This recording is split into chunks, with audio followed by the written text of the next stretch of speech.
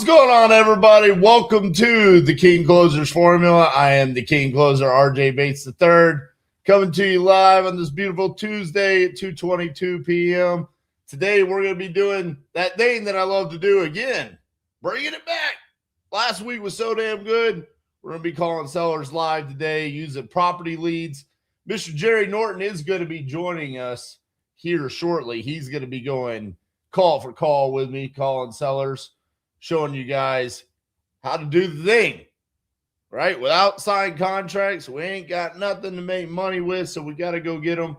Today, we're going to be using one of my favorite lead sources, PropertyLeads. We are going to be calling the nationwide exclusive leads that are $30 a piece.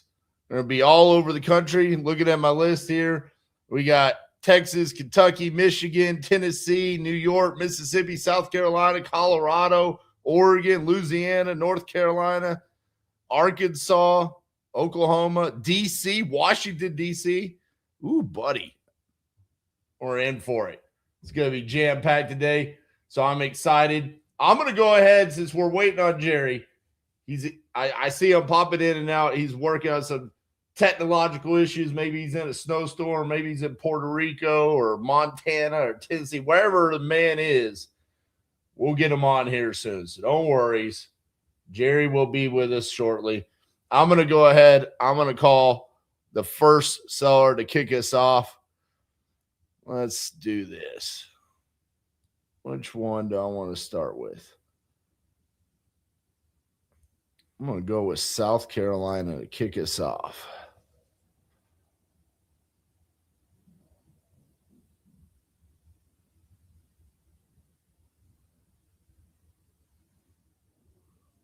Let's do this.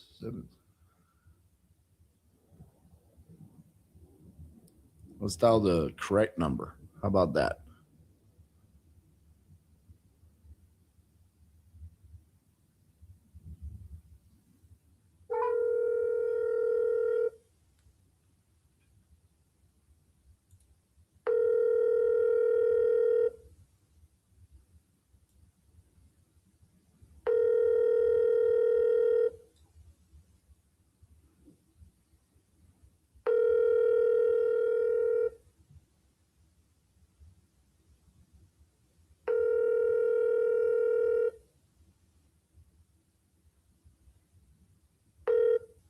I'm sorry, the person you are trying to reach has a voicemail box that has not been set up yet.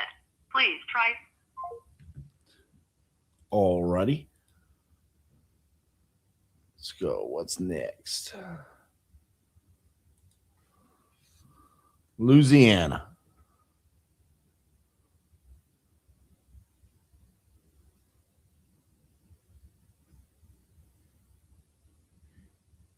The number you are trying to call is not reachable.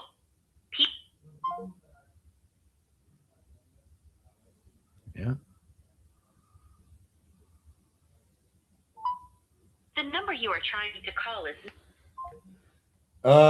Thomas, how many hours will we be live? Normally, we're somewhere in the 2.5 hour range. It really just depends upon the quality of the conversations as well as the results.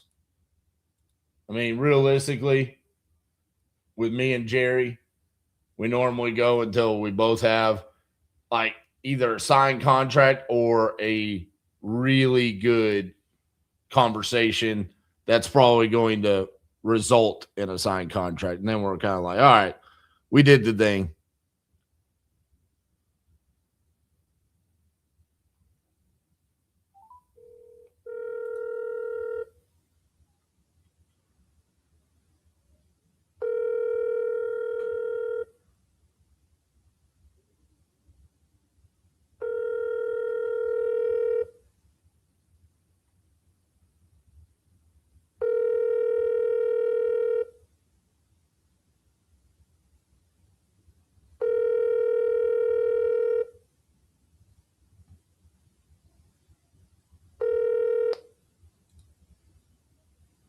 Please leave your message for...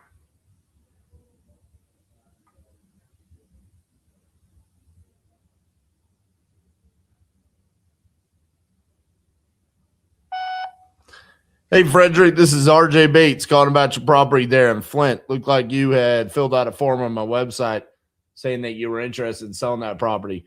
If you could, give me a call back at 817-915-6860. Thank you.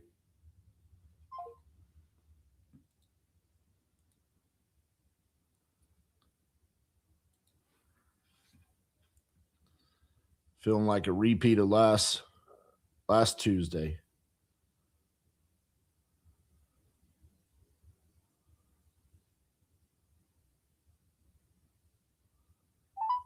Hi, if you record your name and reason for calling, I'll see if this person is available. This is RJ Bates calling about the property on Airport Road.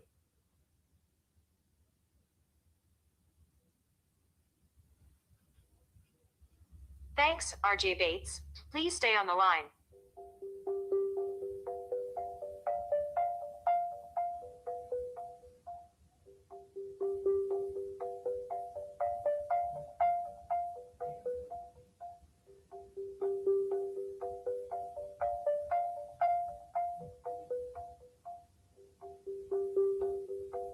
I'm sorry, this person is not available. If you would like to leave an additional message, please reply after the tone. Hey, this is RJ Bates calling about your property there on Airport Road. Looked like you had filled out a form on my website about selling that property. If you could, give me a call back at 817-915-6860. Thanks. Bye.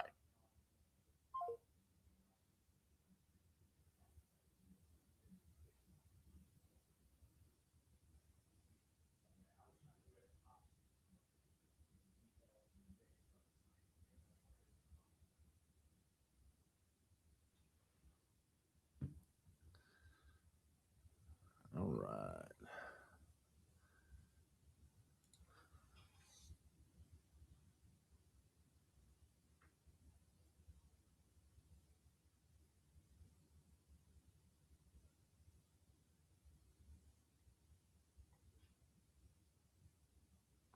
Hello, this is RJ.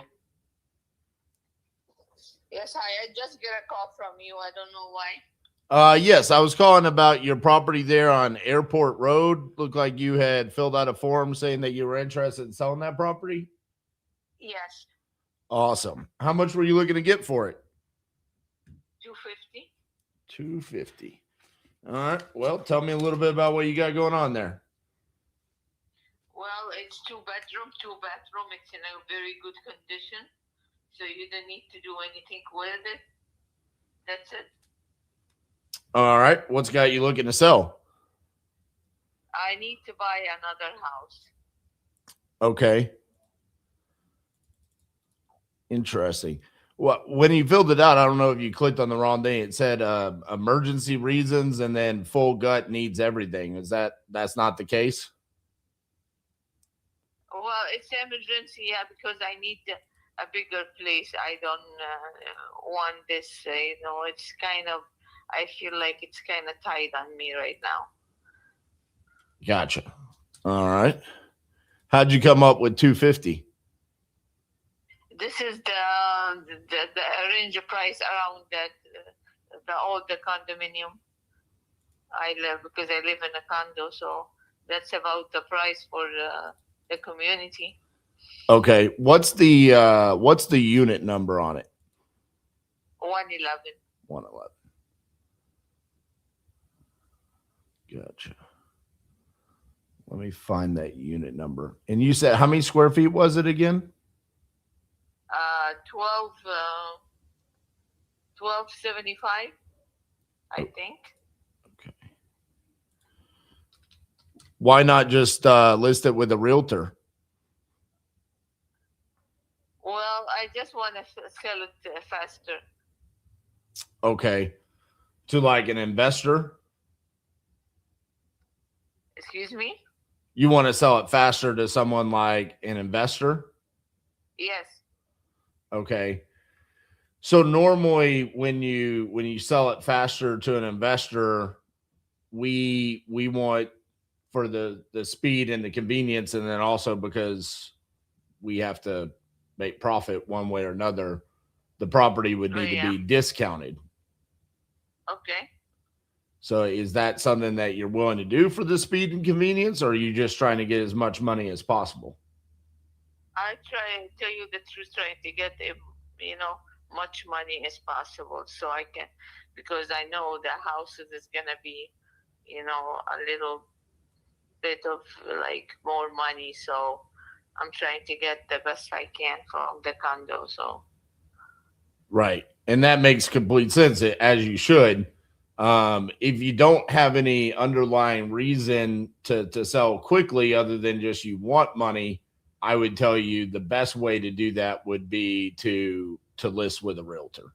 I mean, you are going to have to pay realtor commissions, but you're going to be selling it to someone else that wants to live in the property, and owner occupant, and they're going to be willing to pay retail for it. Whereas anybody like me or any of these ads that say we buy houses cash or we get close quickly and whatnot, we will, but we have to have that discounted from the retail price because our intentions are to invest in it and to make money. To make profit. Okay. How much will you offer me then? So you say the property doesn't need anything done to it? No. It's a very, very good condition. All right. Funny enough, the property that sold for the most money in your area, they're actually older than yours. I guess there's another condominium complex on Cornell Place. Those have sold for like 280, 275. Your little area looks like the top dollar amount that's sold for with 2-bed, 2-bath, because that's what you have, correct? Yes, sir.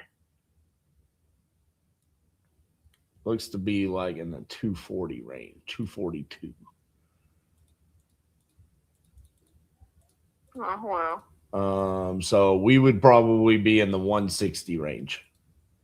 Oh my God.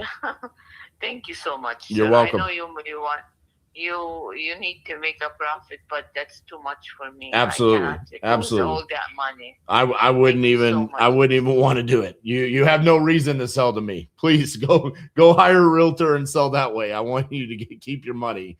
You don't have any need. So nice. All right, we help people that are in need, not in a position like you. That's what realtors exist for, people like you. You are a very honest person. Thank you so much. You're welcome. Have a good day. Bye-bye. You too. Bye-bye now. She was sweet. She's like, I want to make as much money as possible. As you should. I wish she said emergency reasons. I want to get out of here. My emergency is this place is too small. That's not the emergency I'm looking for.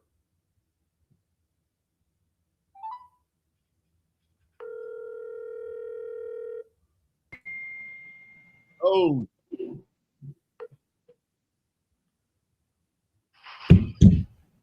Hello? Hey, is Raymond there? Yeah, go ahead. Hey, Raymond, this is RJ Bates calling about your property there on Pine Street. Looked like you had filled out a form on my website saying that you were interested in selling that property. Is that correct? Yeah.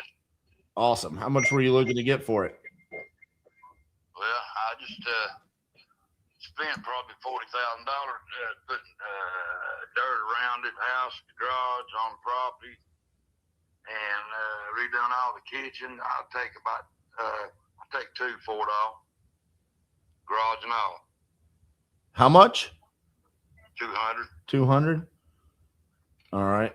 And you said you spent 40,000 on dirt? No, I put dirt, new plumbing, had the roof painted, garage and the house.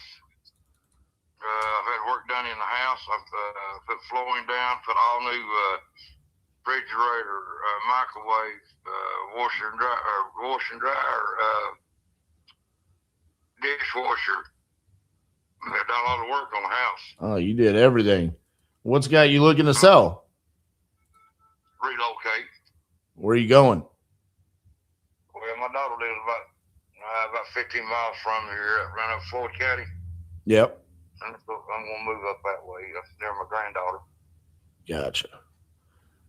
Man, That's the only reason I'm selling. is this thing 4,600 square feet? No, it's about 22. 22. Okay, that makes a lot more sense. Yeah, that ain't nothing. I wouldn't have one that big. I don't even like this big. It popped up that big. I was like, it doesn't look that big from street view. It looks like, yeah, about 22. Okay.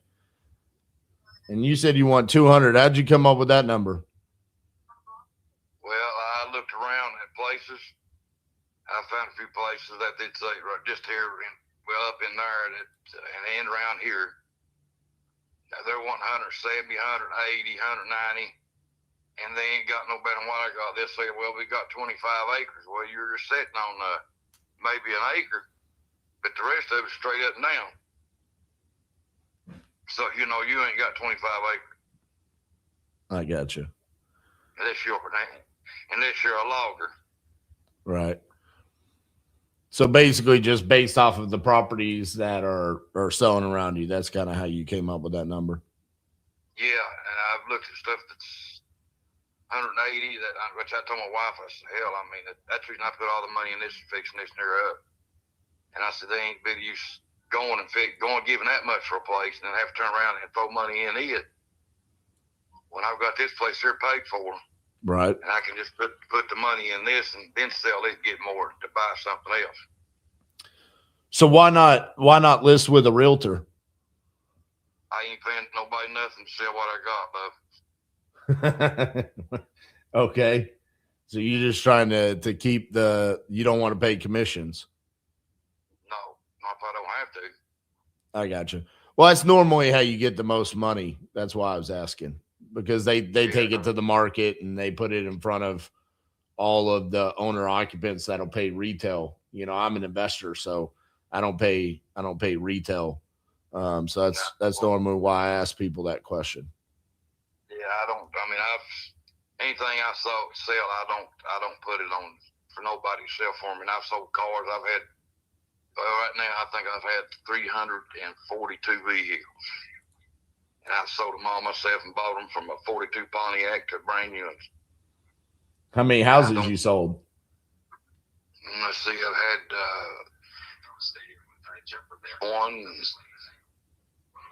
two houses and 1, 2, 3 pieces of property I sold. Gotcha.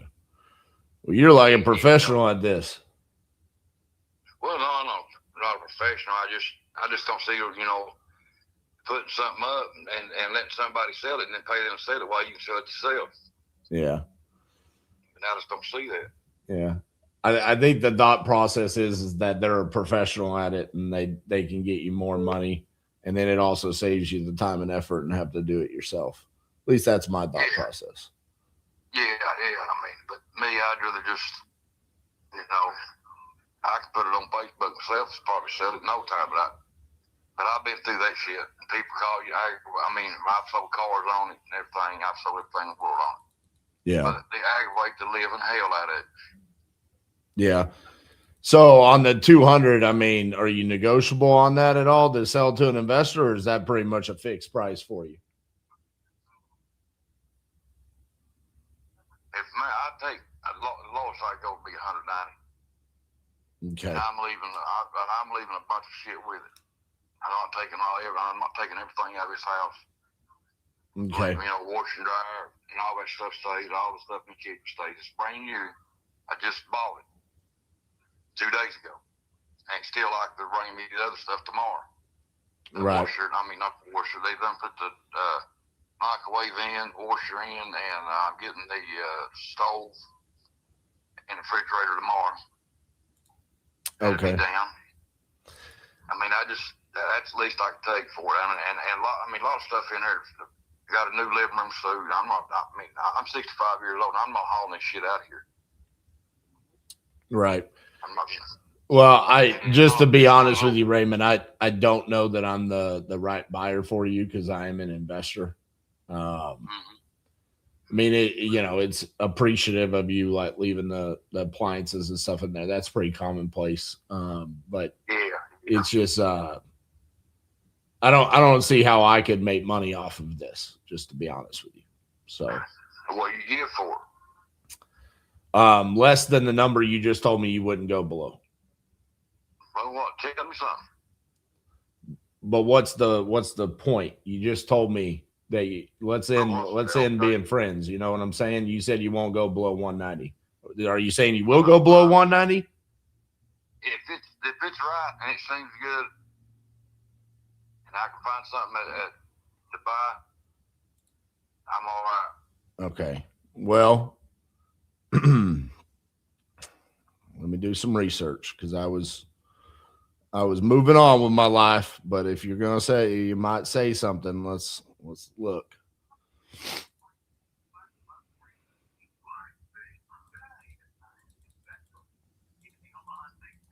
look at what. And every I'm looking at the note. I'm seeing what I could do, how I could make money with this. So you're telling me that there's nothing wrong with the house.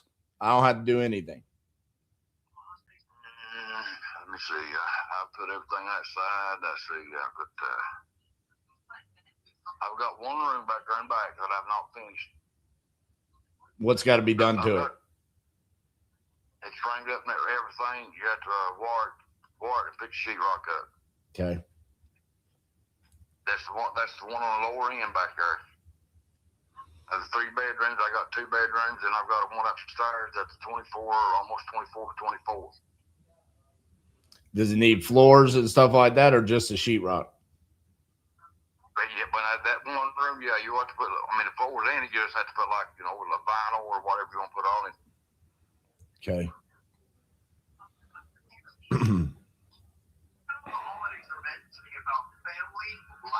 You know how it is. You got to ask high before you. Everybody, I don't care who it is. I've sold cars and that's 10,000, and I've sold them for 5. It's serious people that got money. That's to me, it's serious people that's got money that wants to buy something. You know what I mean? Mm-hmm. I don't want to sit there and talk to somebody all day long about something that's saying, well, which I know what I got in it, know what I got out of it. I've got to ask you. You can always come down. I can say, well, I ain't taking about 190, and you say, well, I'll give you this. I said, well, I'll tell you what, let me come get it. Yeah, that's what I'm just trying to figure out. What do I think I could do with this? Because you do have properties around you that have sold for less. I'm trying to look at the pictures to see what they look like on the inside. I mean, to be honest with you, man, there's this property on Washington Avenue that just looks completely remodeled, all brand new. It was less square footage than what you've got, but man, it sold for 135. That scares me a little bit because the property that sold for 255 from you, that's a brick house.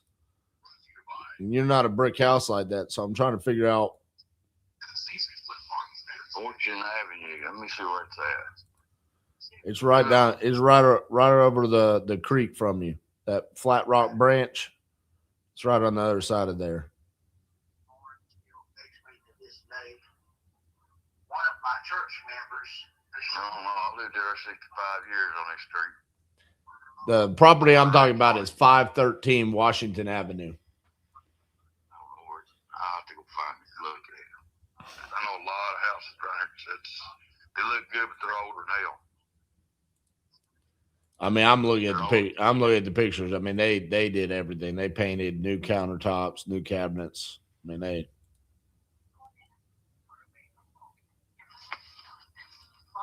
And what they're wanting for it?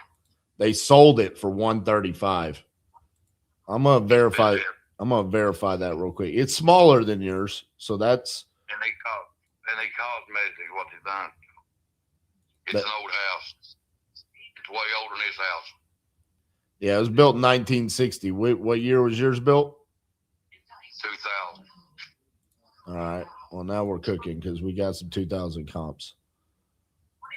I got a. And the garage is built in 21. No,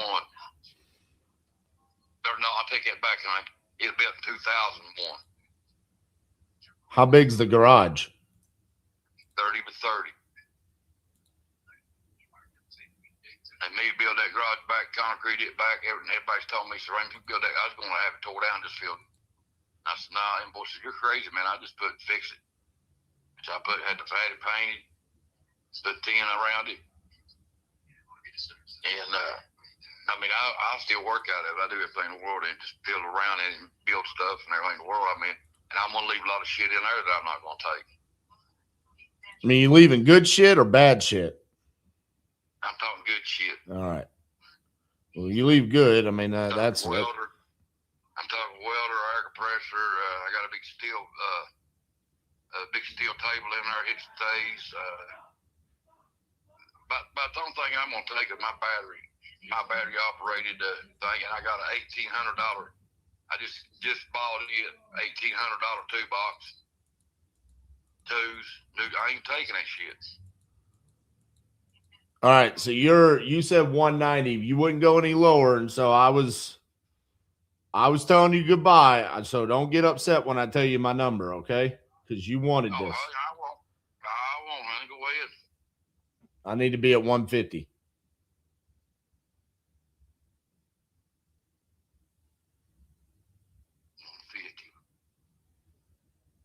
I'll tell you what, will you call me back about maybe tomorrow? Give me a day to think about it, and you may own it.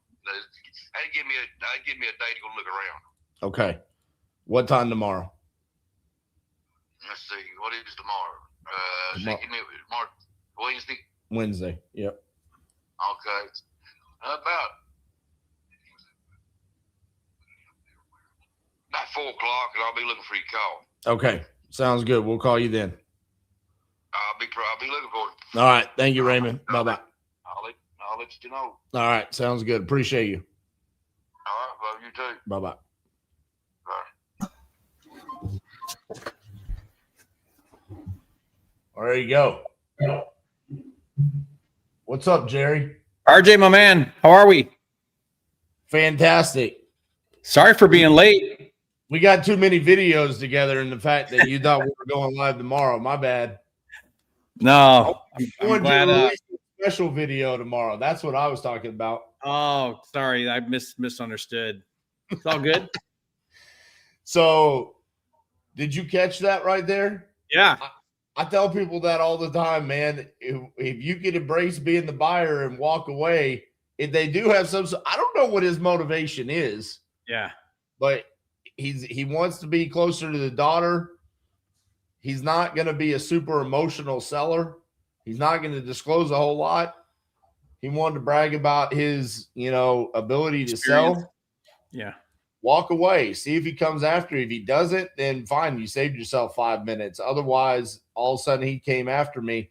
I actually thought I could have offered a little bit more, but I know he's going to try to negotiate with me. So I had to come in a little bit lower to give myself some room. So, yeah, I think this goes back to a philosophy that you and I talk a lot about, which is chasing energy. When you're chasing a seller, that desperation comes out, and the seller knows they got you, and they just control the whole narrative. Whereas you were like, I'm ready to hang up and move on with my life. So now you put yourself back in the driver's seat here, where it's like, look, you're asking me for a better number. You're saying you are willing to come down. Now he's chasing you, which is where you want to be. Exactly. Do you have the lead spreadsheet? Yeah, I got that pulled up, and let me try one. I see one on here that's in middle of nowhere, Kentucky, but it says foreclosure ASAP. So there you go. I like that. That's what I just did was the middle of nowhere, Kentucky. It actually ended up being fairly close to Lexington, so it's not too bad. Oh, well, maybe this is. I didn't look up where it is. I assume everywhere in Kentucky is middle of nowhere. Okay, let me dial this. Have you heard of Moorhead? I wonder if this is where Moorhead State is. It is. I have heard of Moorhead State University because I'm a degenerate college basketball gambler. All right. That's what. So that. I have won and lost money betting on Moorhead State playing in front of 35 people. 35 people.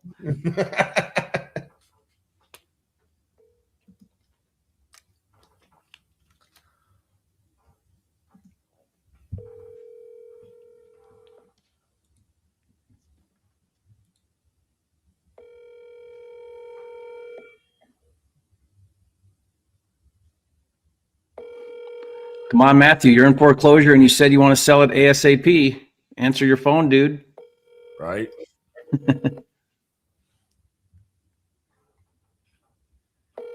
This is kind of cool, RJ, that some of these are commercial leads from. The wireless customer you are calling.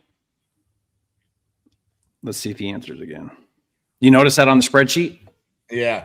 You missed my first call, Jerry.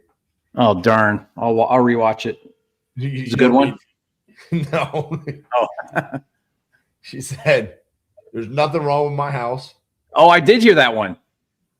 And I was like, "You said emergency reasons." And she said, "It is an emergency. It's too small." You know what I liked about that, RJ, was when you said, when you gave her you told her 160, right? That one? Yeah. She's like, "Oh, no. And you're like, "Yeah, I totally." And she's like, "Well, thank you for being honest. You know, like there's a way to do this business where you're not offending people with your low offer." Right. Because you explained to her, The wireless customer. like, here's what I am. And I get it. You're looking for retail. Of course, I'm not the solution. You know, so. All right. Let me answer this question since I just released this video. Who is Ray Butler? I don't know who Ray Butler is, but I do a series every Saturday called The King Closer Reacts, and I react to reels that my team finds that they think I would have a good reaction to.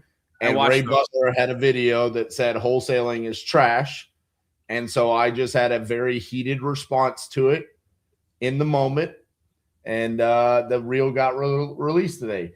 Actually, I have to give Ray some kudos. He responded and said, "I thank you for posting that. I will make my reaction, and hopefully we can have a solid debate together." So I look forward to seeing his response. Yeah, let's see how he combats your response. Which one are you calling now? The one I think right above it. Mikado. Michigan. Mm-hmm. Yeah. I'm using Navish.com to caption my voicemail. Using what? I don't know, man. Voicemails are getting more and more odd. That was really odd. Ooh. I might call this one next.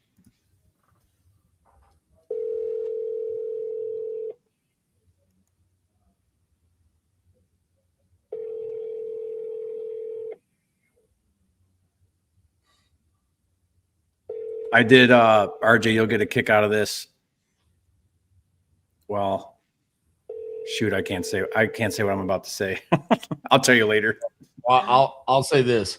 To caption my voicemail. This came from your channel. I don't know how we could ever say that Jerry Norton's YouTube channel is a hidden gem on the internet, considering I think he has the most subscribers of anyone in the wholesaling realm on the internet. And I feel like, Jerry, do you feel like you're kind of pushing the boundaries of how many subscribers you could possibly get in this industry? Yeah, it's funny. I sat down with what are those guys there? They teach YouTube. The really big channel that teaches YouTube. They have 1 million subscribers. You know what I'm talking about? I thought it'll come to me. I met the guy at an event, and I said, yes, hello, is this Kelly? It is. Hi, Kelly. My name's Jerry Norton, calling you about your property on Melrose that I believe you want to sell. Yes. Great. You still looking to sell that property? I think so, yeah. All righty. You think so? You're not sure? Oh, yeah. All right. If you want to sell, I might be able to help you with this. I'm an investor. We're always looking for properties.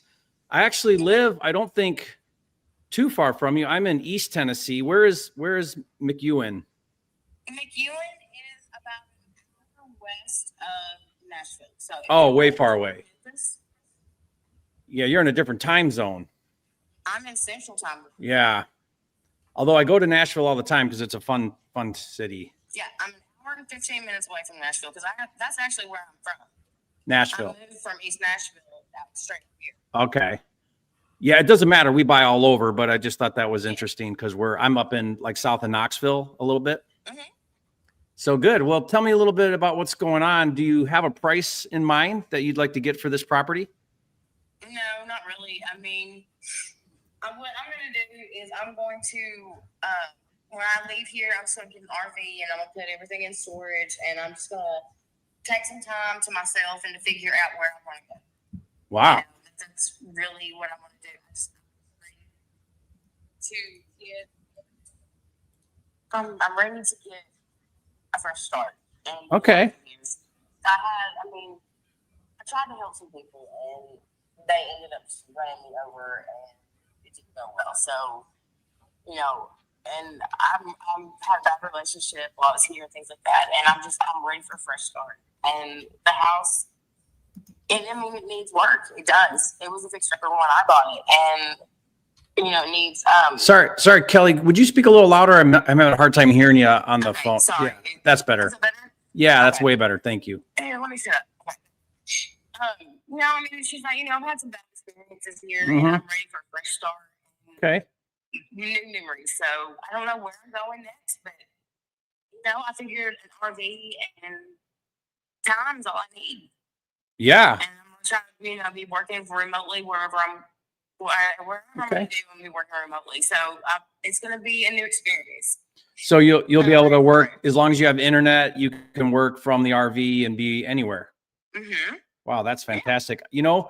I did that with my wife and kids it was 2013, so it was a little while ago, and we RV'd for a year. And it was Did you really? It was the best experience I've ever had. It was so fun. I loved it. I thought I'm a licensed cosmetologist too. So and I even thought about it, and I was like, why not just go set up, get my mobile spa license, and even have a little pool behind if I have to, and just set up outside some big events or something, Yeah. And just, you never know what you're going to experience. And I want to so badly. I just want to travel. Do you have the RV already? Travel outside Nashville. Not yet.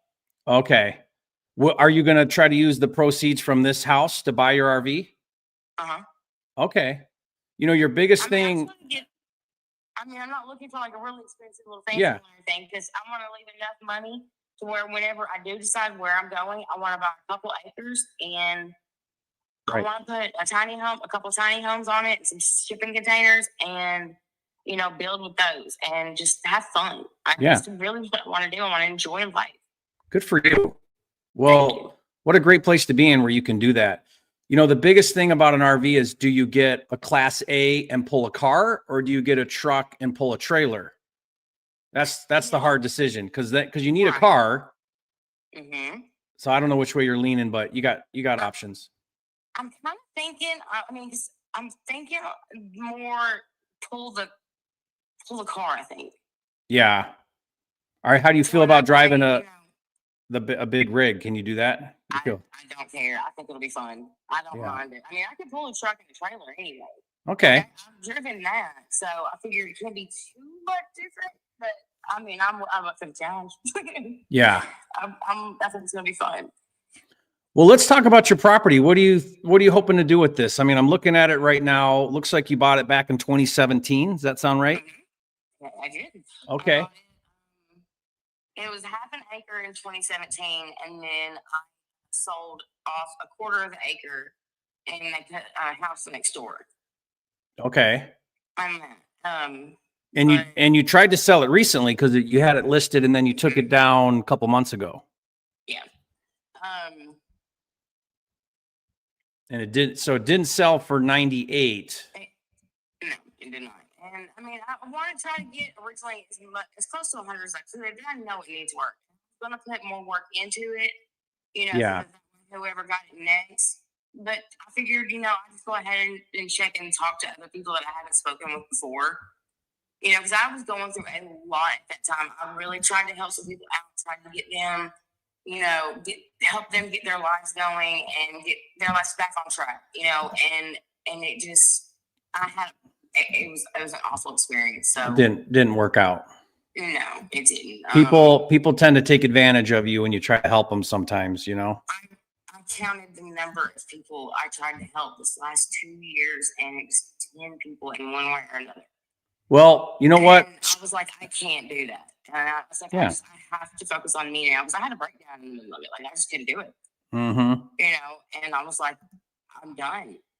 So I'm ready to focus on me now. So Yep. Time I for know you. I'm not gonna Time for get as you. much. Yeah, exactly. And I know I'm not going to get as much out of it because it does need work, but I love it. I love this house. If I could just take it and move it with me, I would. But I just, it's So- something different. So help me understand here. It's saying it's 1,142 square feet, but only a 2-bed, 1 bath. No, it's a 3-bedroom. Okay. I took the middle bedroom because the whole entire house, it connects from every room has 2 doorways. Okay. So it's a circle. Everything's connected. And the middle room is what I turned my closet into. And you can get to my bedroom, my daughter's bedroom, the hallway, and the attic from that room. But you could put it. It's actually got 1, 2, 3, 4 doors in that one room. That's my closet. But that's actually a bedroom. So we used to have a full-size bed in there. It's just a small one. Yeah.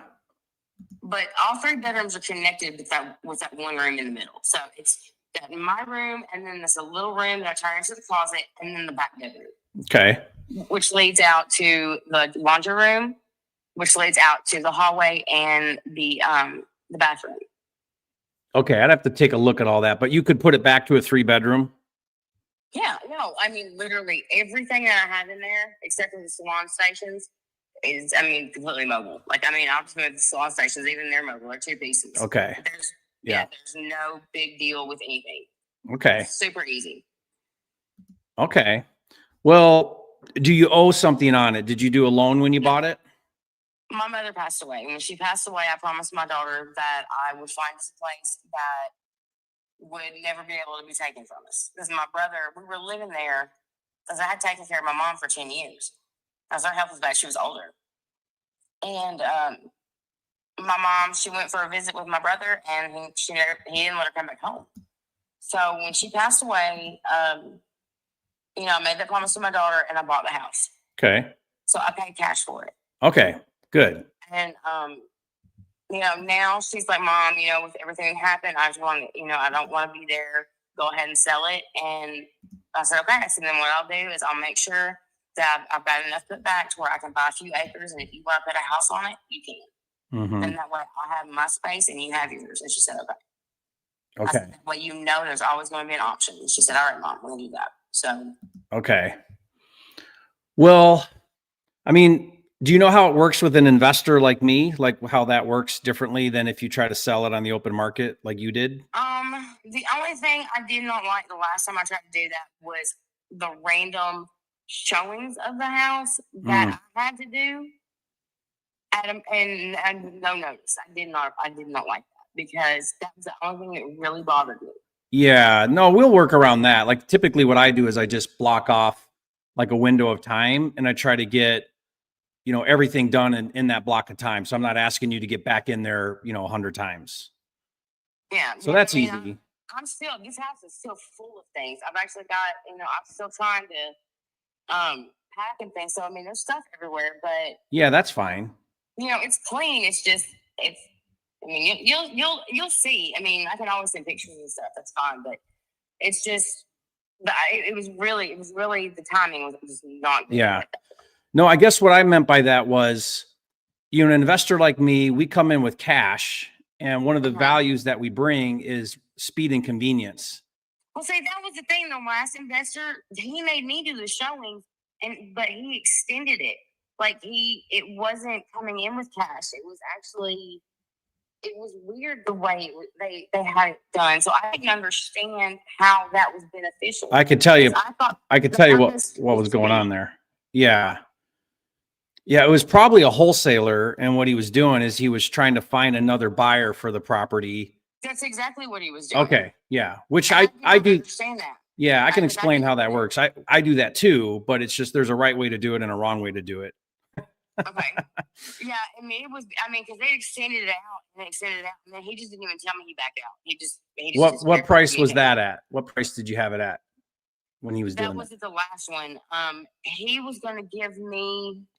I don't even remember what it was because he kept changing the price of what he's going to give me because he wasn't selling one thing that he wanted, so he had to reduce the price, and then he would drag it out even longer. And I'm like, Do you remember okay, though do you remember what you got it down to with him though before you gave up on him? It was around 80 something. Yeah, that's why. I think it was. That's why. Because, yeah, I mean, he just kept going back and forth, and I was like, I don't know. I was like, I just want a concrete number. I just want a date, so I know what to expect. You know, I just want to know what to expect. You're right. I don't like I don't like the flip flopping and all of that. Like, or I'm asleep on my couch or something, and next thing I know, there's two people at my door, and yeah, that's not cool. Like, yeah, so I didn't know what to expect. What he explained was not what happened. So yeah, if you could just walk me through your process and what to expect on that, then yeah, we can go from there because I don't know. Yeah. So one of the things that I pride myself on, or that I try to do, I don't get it right every time, but I want to contract a property like yours at the right price where I know I can do something with it and make money. See, if I overcommit to you and I overcontract with you at, let's say 80,000, then, you know, I'm trying to make it work. I'm trying to talk to my investors and then it's just not working. So I keep going back to you, stringing you along, and it's just not the right way to handle it. I would rather be totally honest with you and say, Kelly, this is a number that I feel really good about. And we can pick a date. You know, I'm going to have to walk it and just double check a few things. But once we do that, let's pick a date. Let's close. You can count on it. You can feel confident that I'm going to perform. But again, that's got to be a number where it works. It's got to be a good deal. And then you don't have to worry about anything now. Right. See, a lot of times properties, they go under contract, they fall out of contract and all that because they're just overpriced. Yeah. See what I mean? So like I'm looking right now at homes in your neighborhood, and there is 1, 2, 3 sold comps in the past. I think I put a year on my filter that have sold, one at 52, one at 50, and another one at 63. And they're even a little bigger than yours. And those are homes that would be like for a flipper or an investor like me that would come in, buy it for a good deal, spend money, try to resell it. So, you know, I'm going to at least need to be somewhere around there because that's where these homes are selling for at the bottom price, right? At the fix up price. Does that make sense? So if we're talking the same language here, then I can certainly get something done for you, and you can count on it. We can sign a contract on it. I'm not going to string you along. I'm not going to come back and try to beat you up on it, but I'm going to need to be down there probably below that 50 just because you're only a 1 bath. And like this one over here on Railroad Street, Right. This one's a little smaller. It's 980 square feet, but it literally sold for 50,000. I mean, I paid, I think You paid 50. Yeah. I paid 51.5, I think is what it was. And that's the only thing I don't want to lose on. I don't want to go underneath, you know, what I need to put a little bit of work into it. I can do that. That's fine because, you know, but I do want to get out quicker sooner rather than later. But, you know, I even thought about possibly, you know, doing because I have a friend of mine that she's begging me to rent the place to her. But that's a whole other issue. And I would go through, if I did choose to do that, I would want to go through a company because I don't want to do that. You know, I don't want to have any hands on that one. You know, I just want to be able to go through a management company and say, here you go. You know, because I don't know. That's a whole nother ball game right there that I'm not, I just want to enjoy things right now, you know, but I don't know. I mean, I just don't want to go less than what I paid, really. Okay. I mean, as long as I can, you know, I want to try to get a little bit more so I can get my RV and, you know, I don't have a vehicle right now at all. And trying to be out in a 2-lane road like this, with no public transportation, no red light, it is awful. Trying to get around. I mean, so I do want to be able to get a small used RV, a small used car that I can pull behind and have enough put back to where I can put a decent down payment or maybe even pay cash for just a couple of acres. Okay. You know, that's really all I want to be able to do. It's just so I know I've got something, you know, I still have something to go to. I still have a place to call home. Yeah. So I'm showing that you bought it September of 2017 for 49,000. You probably had a little bit of closing fees which probably bumped you to that 51 or 52. 51.5 is what I think. But you sold some of the land it was on since then. So what did you sell? What did you sell that lot for? I sold that for 20, and okay. They did offer me 70 at the time for the house, and I didn't go for it. Okay. Because I was just like, I think I want to stay, or I'll put work into it, and then try to get more. But I'm still, I know I'm leaving regardless, whether or not I rent it or whether I sell it. I don't know how feasible it would really be, like which would be the best decision for me, especially because I'm not even working right now currently either, which does not help. And I'm literally going to be starting over fresh from everything. So I'm trying to figure out, the best, the wisest choices to make. Okay. And so, well, that's why I'm willing to listen to everything. Like I'm willing to listen to anything that you say, your advice, all of that stuff. I'll just tell you a couple perspectives to keep in mind, and then you can decide what you think is best. So if you don't sell it and rent it, then you don't have any cash to buy the RV. Right. So that's not going to work, right? Right. I have a friend who's willing, because she said she'll sell me her camper. It's a fifth wheel though, and she's selling it super cheap because it does need a little bit of work. But I'm like, but if you about a vehicle, you got to pay $50,000 at least for a truck that'll pull that without problems. Right. Yeah. So you're right back to square one. And really, if you're trying to restart an RV and do an RV trip, the last thing I think, I can turn that into a mobile salon as well, down the road. Yeah, but then you can't go on your RV trip. Oh no, I'm doing that first. Yeah, but you need money to do that first. Yeah. Yeah, but you need some money to buy the RV. Right. Yeah. And that's what I'm looking at right now. Right. But see doing that one is being able to go ahead and sell it. Yeah. Yeah. And by the way, when I buy it, you can leave whatever you want. Like we'll handle all of that. So you just take out what you want. Don't worry about getting rid of the things you don't want. We do that all the time. Okay. It's really as is. It's as is. It's cash. It's close. Give me a couple weeks. Typically, the way it would work would be if we. The closing take. That's what I don't understand exactly how that. I mean, it can happen pretty fast. We would get with a title company. They would do a title search. We call that open escrow and so on. But typically 3 weeks.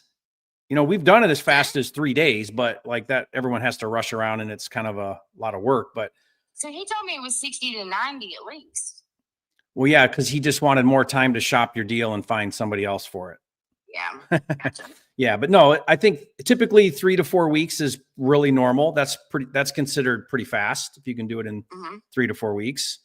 So we would schedule that out. That would give you some time to get ready. And then the only contingency is I'm basing everything off of what you're telling me. I'm looking at the pictures from when you bought it, let's 7 or 8 years ago.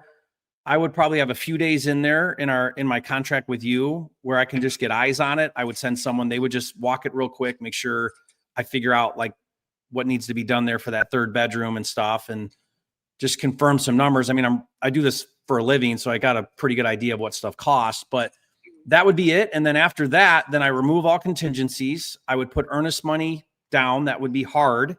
Your other guy, I guarantee you, did not do that. And what that means is it means if I back out or flake out, then you keep my earnest money. So it's a good faith deposit that you keep if I don't perform. See, I asked him, I said, look, I don't have a vehicle right now.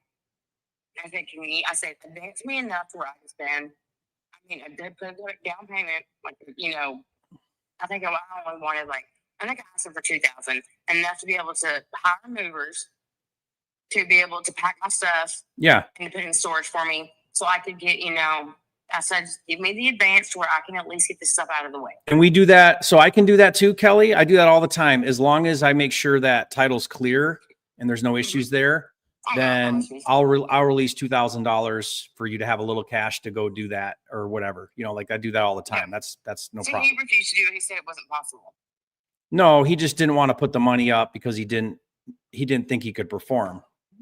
Yeah. That makes sense. He didn't want to risk it. Yeah. which happens all the time. So I can do all of that, and I can be flexible, convenient for you. We can close on the date you want. We can do all of that. You can leave whatever you don't want. I mean, that's what's so great about an investor like me, is I can work with you on all the things that you want to see happen. Okay. But the trade-off is you got to give me a good deal. Right. Right? Because then what I would do is I would have to buy it, or one of my investors, and then we would go in and spend money on it, fix it up, try to add value by putting more money into it, and then either rent it or flip it. Right. So you had said to me that you didn't want to lose money. So really you bought it for 50, but you made 20 when you sold the lot. Does that give you some room still to sell it to me? And you would still make some money. I don't have a penny to my name Okay.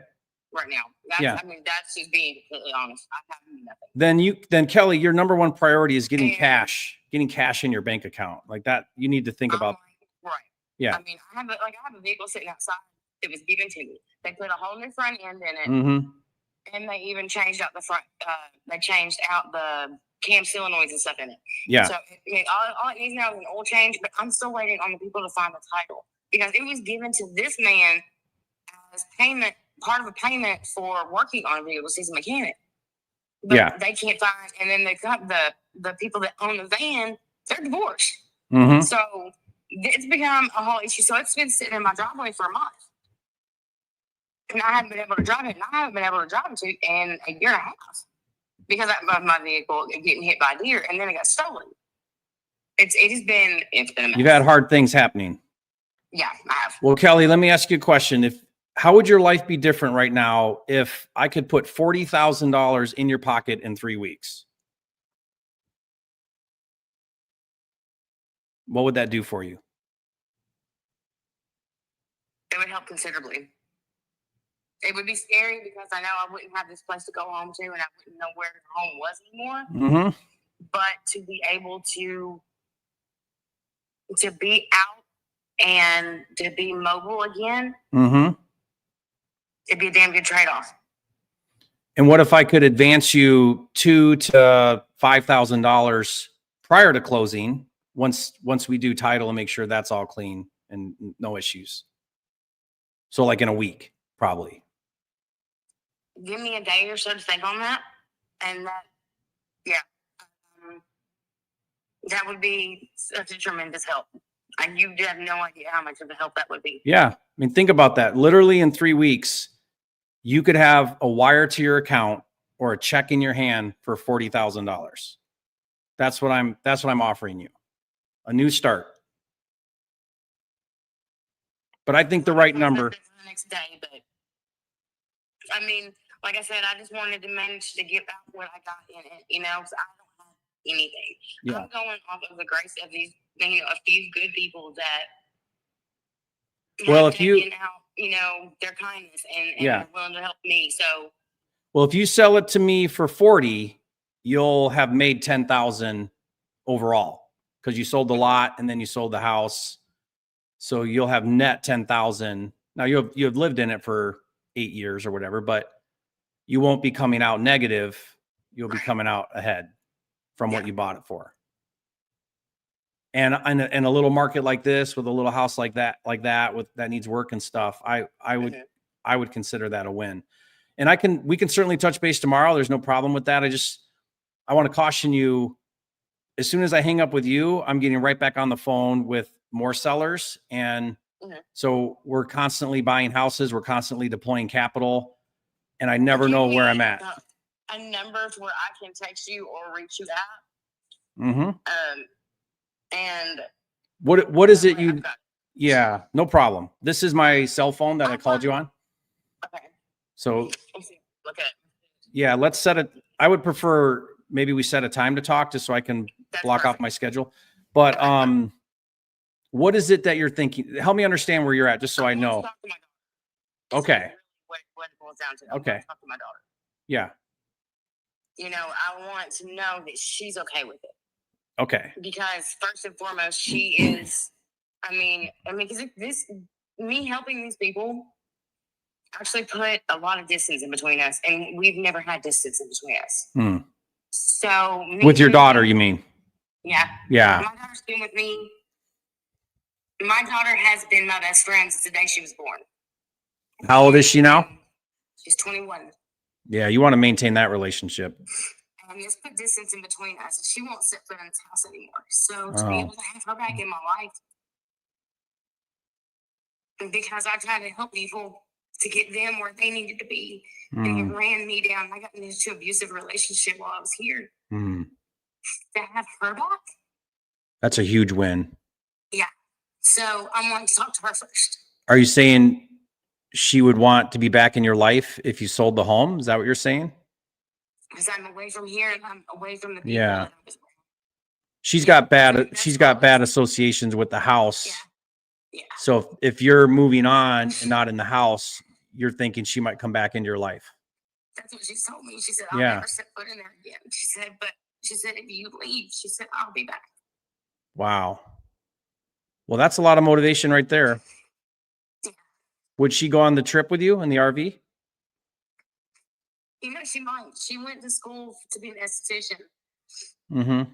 So, and I know that she can travel with the job that she has right now. So she very well might. Okay. I don't know. I'm going to offer it to him. I'm going to give her the offer.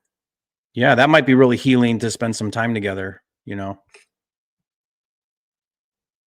I'll tell you what, you know, I've got kids and I've got a couple adult kids now, and you know, at the end of the day, all of this doesn't matter. Our relationships with our loved ones is Right. what matters most. I mean, nothing else. Priceless. Yeah. She's all the family I have. My parents Yeah. were older. My dad passed away when I was pregnant with her, and my mother passed away 10 years later. So she's all I have. Yeah. And I don't want to lose that again. No. I don't want to spend another holiday alone. Well, this might be great news for her when you call her. Yeah, I'm gonna get off the phone with you, and I'm calling her as soon as I hang up. All right. Will you call me back after you talk to her? Yeah, let me talk to her. Okay. You call and talk to her, and then call me back, and then let's see if it feels good with you and her. Then let's move forward and get this done. Get in time, Kelly. It's time for you to take care of you. You know, one way or another, whether you do this with me or not. But I just mean, it's time for you to take care of you right now. I think. Yeah. All right, hang in there. It's gonna be a good thing. I will. You know what, Kelly? You might look back and think and realize all of this is a blessing because it opened new doors for you. You know, that's how I try to think about things that are hard. I was talking about that last night, is how I miss being my positive self. Mm-hmm. Like, I used to see the silver lining in anything, and I haven't been able to in a while. Yeah. It's amazing what, you know, I'll tell you one thing, like when I did the RV trip, it was so liberating to not have stuff. Yeah.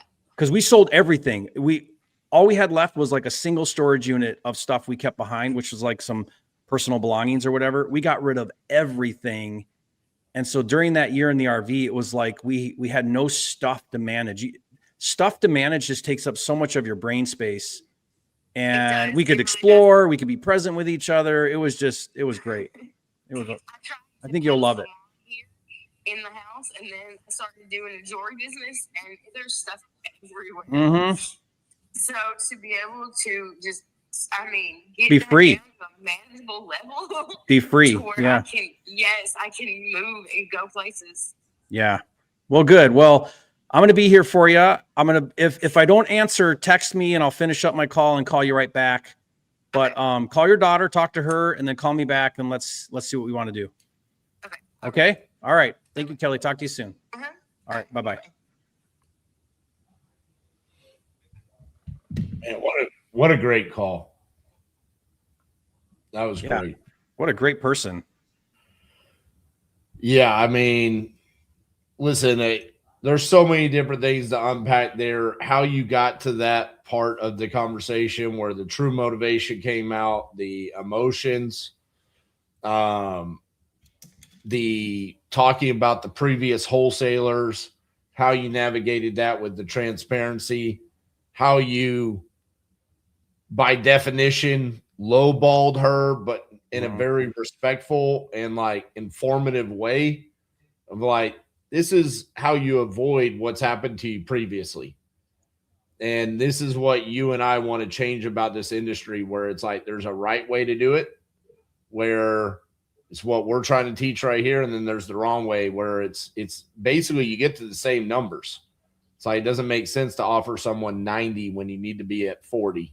It's better to just explain why you need to be at 40 today. Because she's willing to move forward with you because you explained it to her, because you listened. The connection that you had. What I really want to know is you talked about traveling the world in an RV. How many kids were you on when 6. you traveled? 6. Oh my goodness. That's crazy. You know what's funny, RJ, is when I tell everybody we lived in an RV for a year with 6 kids, the first question everybody asks me is, how did you have sex? So what happened was this was a 50-foot RV, and it was a toy hauler. So the back was where they would carry like motorcycles or whatever. So it was like there was a door to the back half. So we would close that door and lock it. And in the back half, we had a bed that came down from the ceiling, and we had bunk beds on the sides.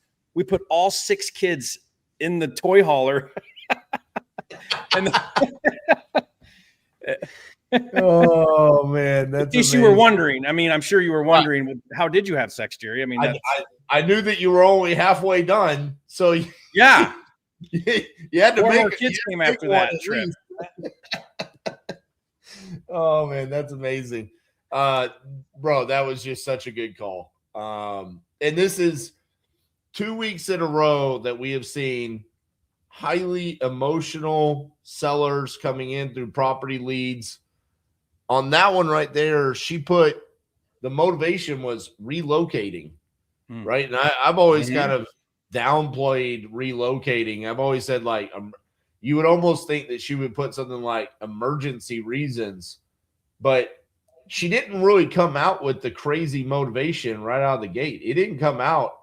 I was looking at the time. I think it took you roughly about 15, 16 minutes to where she really opened up to you about how much this was going to impact her life.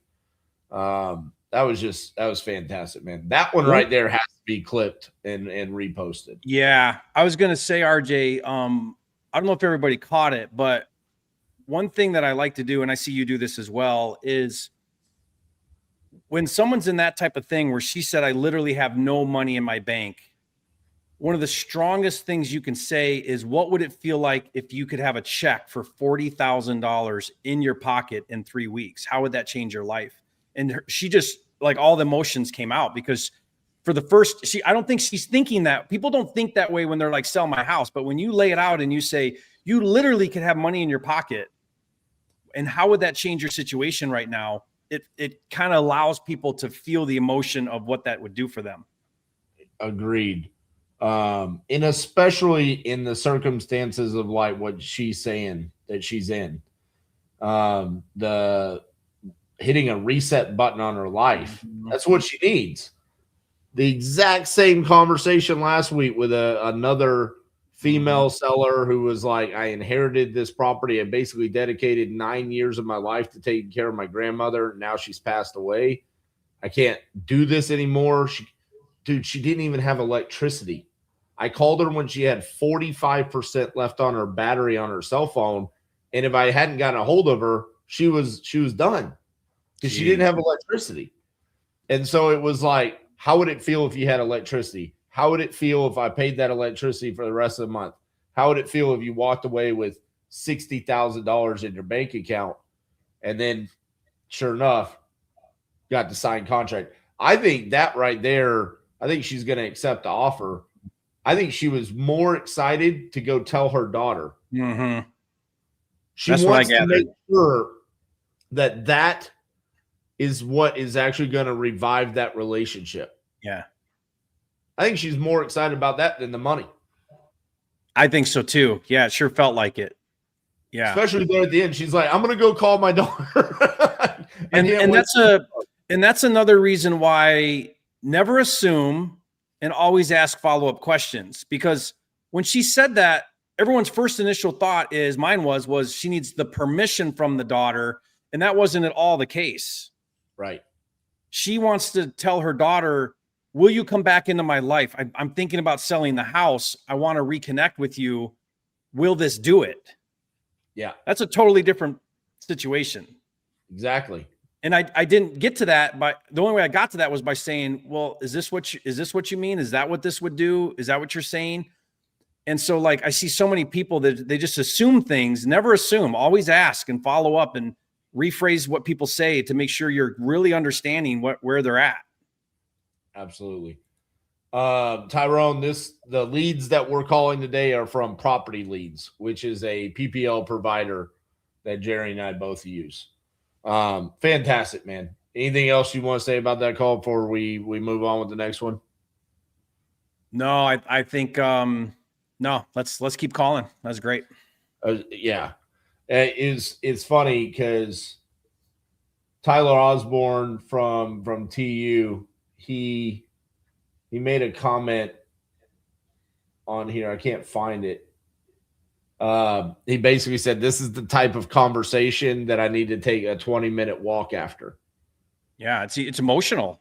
It is. And I tell people all the time about that. Like, when you have those types of calls, like, you need a debrief, because you don't know if the next lead you're going to call has 10 times more emotional of a story. You need to be 100% present for it. You could see how fresh you were into this calling session. You were completely present, able to handle everything, even like that subtle little nuance there. If you had been 2-3 hours into a calling session, when she said, I need to go talk to my daughter, you might have made the assumption you're pushing me off, you're ghosting me. Is there another decision maker? And the way that you asked it with open-ended, like, explain it to me. What's the reason why you need to go talk to your daughter? That's what led to the extremely emotional motivation coming out at the end. Great. I think before you jump on, RJ, one final thing that I'd love to talk to you about is, or I'd love to ask you, how often are you talking to sellers that have been very poorly mistreated by other wholesalers? How common is that for you? You know, it's crazy. In the past year, I would say it is drastically increased. That's what I'm thinking. Yeah. I mean, it's always been a thing. It's always existed, but it was a small percentage. What I'm actually hearing more about now is I locked up a property, or they sent me a contract and then tried to renegotiate. I didn't like how they handled me. And also I'm seeing a lot more of, I thought they were going to buy my house, and then they tried to list it on the MLS by doing a novation, and I didn't agree to that. It all comes back to transparency, though. I mean, it's why almost every video I have right now, which is every single day, it's like honesty and transparency, authenticity. It's what will win those types of leads right there in that relationship. So, yeah. What do you think? I mean, I feel like it's a drastic increase over. That's why I asked, because that's been my experience. I'm almost assuming now every seller I talk to has had a previous bad, unless they're brand new, but like if they've been making any attempt whatsoever, they've had a bad experience with a crappy wholesaler. And it's just disheartening to see. I mean, not only did this wholesaler mistreat her all along the way, I mean, she said people were showing up while she's lying on the couch. So they're sending buyers over there without getting, I mean, like, come on, like those things to me just feel like common sense, courtesy. But she said 80,000. And I think she said that was the reduced down number, was like the renegotiated was down. Cause I said, what was the lowest they got you? And she said 80,000. So RJ, 80,000 is way over contract. No buyer is going to pay 90 for that house. Right. And what's crazy about this is you and I are putting out so much content about how to do this, and nothing there is how we would say to do this, right? Nothing. First, contract at the correct price. 2, don't renegotiate with a seller unless you know what your buyer is going to buy at, right? Why would you reduce down to 80 and then have to reduce again? Yeah. And then 2, like on our Black Friday product that we had, the King Closers Blueprint, there's a specific video that I did about owner occupants. how do you handle an owner occupant when you're wholesaling? There are things that you have to check off the list that's completely different than a vacant property or a tired landlord. One, do you have a place to go? Two, how much time do you need? Because as wholesalers, we just have it beat in our brains that it's all about I can close super fast. Most owner occupants don't want it super fast because they're like, wait, you want to close in 7 days? Where am I going to go? I've lived here for 25 years. I can't do that. Right. So what's their actual timeline? And then 3, what's my access? How are we going to handle this? Because you live there. I mean, there's just things that it's mind-boggling that is still an issue inside of our industry, where it's like some of it's like, yeah, I mean, our videos exist. There's training out there. It's also just common sense. Yeah. I think too, RJ, one thought that while I was doing that call, it made me think of one of the call audits you and I did. So guys, if you don't know, we're live right now, but inside Titanium University, RJ and I will do call audits with students in Titanium, and which is one of the, I mean, like, guys, if you're not in Titanium, what are you doing, man? Like, if you're for real about this business, it is the best community and platform on the planet. And I don't know if you remember this, but with, I can't remember his name, but we were going on, and she was saying, I could do this and I could do that and I could do this. And when she started that with me, Kelly, when she started that with me, I said, well, hold on, Kelly, you said this is what you want to do. So that other option, that's not going to allow you to do what you want to do. And sometimes people need the direction. They need a sounding board, someone to say, okay, help me check off the boxes, because I need to make decisions here. And I'm not coming up with these ideas. You said that you want to buy an RV, but you don't have any money to buy an RV. So any other option than selling isn't going to meet your need right now. Yep. And then she dropped that whole idea of like, oh, I'll fix it up. Oh, I'll rent it. You know, I know the whole, like, I'll fix it up. I'm like, people always say that. No, you won't. Right. It's crazy. Yeah. All right. I'm going to call this lead in Colorado. It's emergency reasons. I actually think Colorado is one of the most difficult states for acquisitions. So I'm going to give it a swing.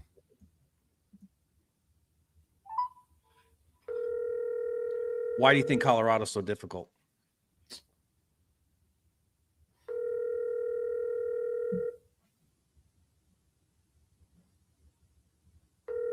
Every time I try to answer when the phone's ringing, they end up answering.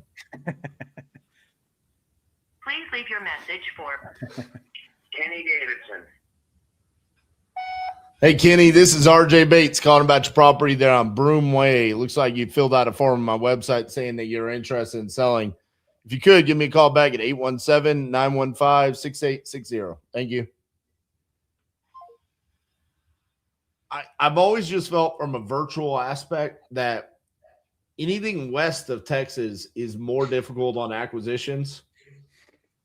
I think it's also because some places it's just not as populated, right? You have a lot of the mountain range and desert and other, but it's also because some of the major cities are some of the most saturated, and they're higher price points too.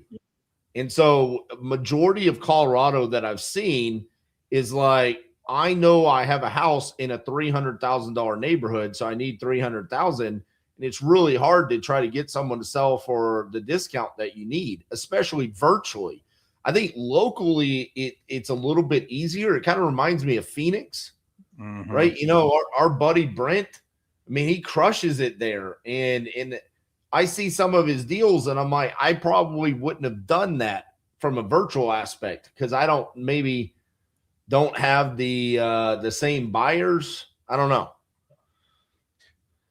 Yeah. I mean, and some of those markets are insane because like in Phoenix, you have flippers that will spend 60 to make 20, which is just insane. Right. Which I would never lock up a property at this desk, assuming that a buyer would do that. Yeah. Right? Which one are you trying now? Washington, D.C. Hello. Hey, is Larry there? That's me. Hey, Larry, this is RJ Bates calling about your property there on Cathedral Avenue. Looks like you had filled out a form saying that you're looking to sell that property. Is that correct? That's right. Awesome. How much were you looking to get for it? 215. 215. All right. Tell me a little bit about what you got going on. It's a studio apartment in the Maryland building. It's right next to the National Cathedral. It's got a rooftop. It's got a laundromat. It's got a weight room. Got saunas. Got a concierge and front desk. Security. It's pet friendly. And that's sort of what we see the market at being. Gotcha. Is there a unit number to it? 111. 111. It's a studio apartment, 531 square feet. Okay.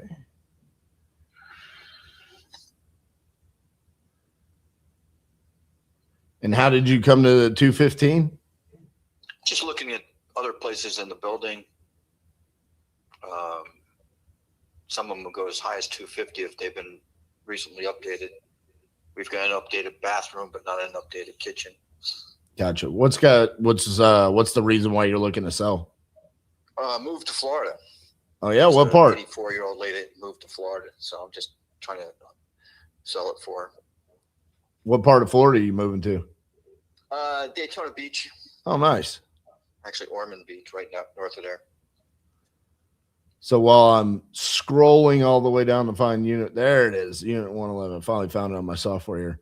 When I was a kid, one of the best vacations that I ever went on was to Daytona. My dad was a big NASCAR fan, so we went to the Pepsi 400 is what it was called at the time. And the president was flying in for the race, and they were saying it on the news, and we were where we could actually see the airport. And I'll never forget this moment of my dad seeing Air Force One on the TV. He sees it coming, landing in person, and he runs to go out on the balcony at our hotel and didn't realize that the sliding glass door was closed because he was so excited and ran face first into the glass. It's one of the greatest moments of my childhood because it was just so damn funny. Luckily, he didn't break his nose or his chin or knock himself out, but it was just so funny. Anyway. Yeah. So, all right, I got this pulled up here. So you're going to Daytona, 215. You said you're 500 something square feet. Is that correct? 531. Yeah. 531. Okay. There's one for sale at 211, one at 311.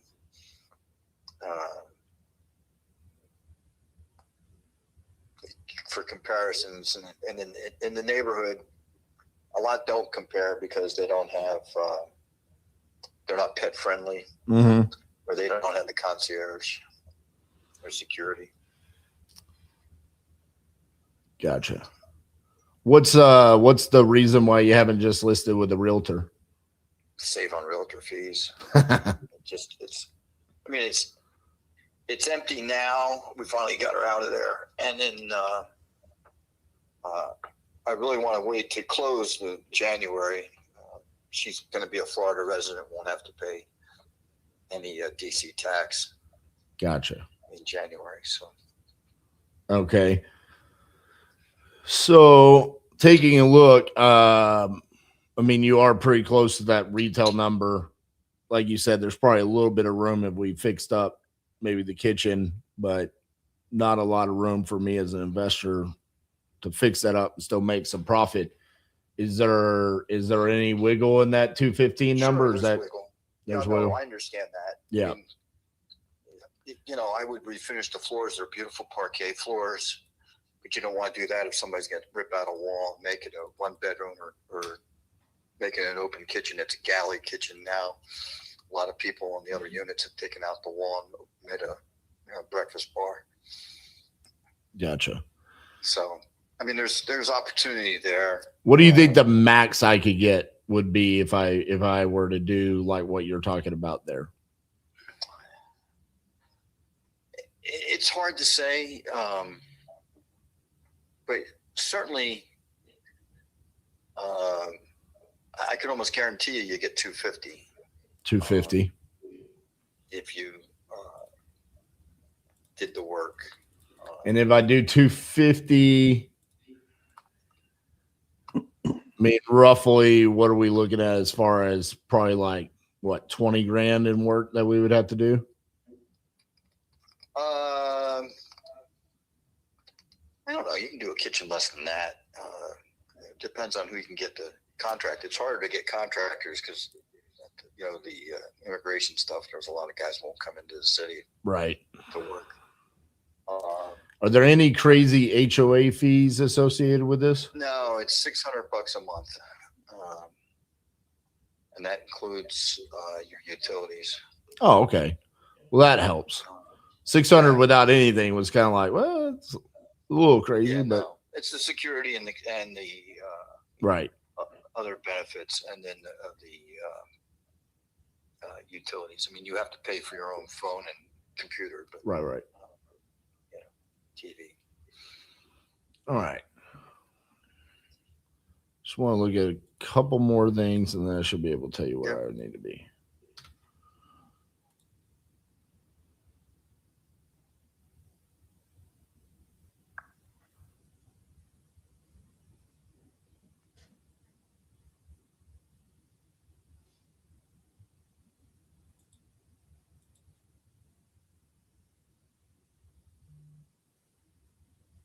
Yep, 201 is listed for 250 right now. Yeah, and they did a little bit of work to it. For a rental, which a lot of people do, you don't even have to do any renovations. But What was the rent rate there, like $2 grand? Yeah, somewhere in there, 1,800.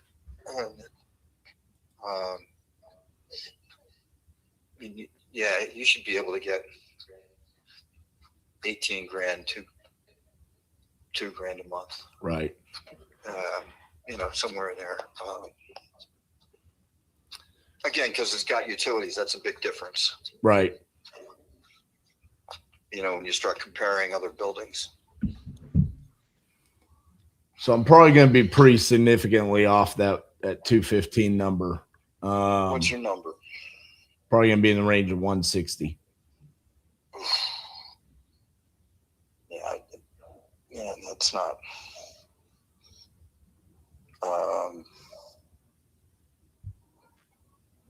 Somewhere half between there.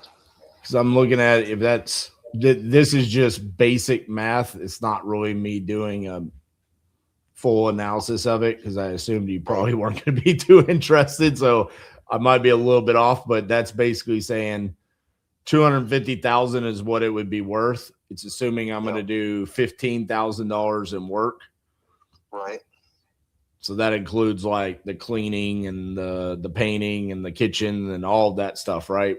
Right. And then I multiply 250 times 70%. So it's giving me 30% for my holding costs, the closing costs when I buy it from you, the closing costs when I sell it, the realtor commissions when I sell it, and my profit. That leaves me with roughly about 12% profit. That's interesting.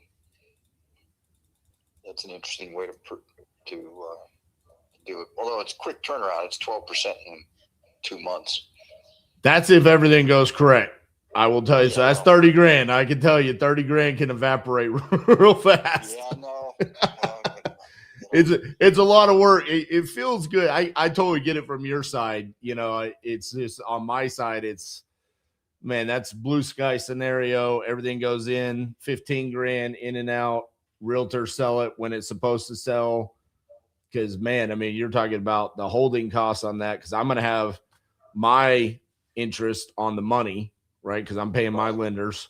Plus, I'm paying the HOA, plus anything else that comes along with that, insurance, property taxes.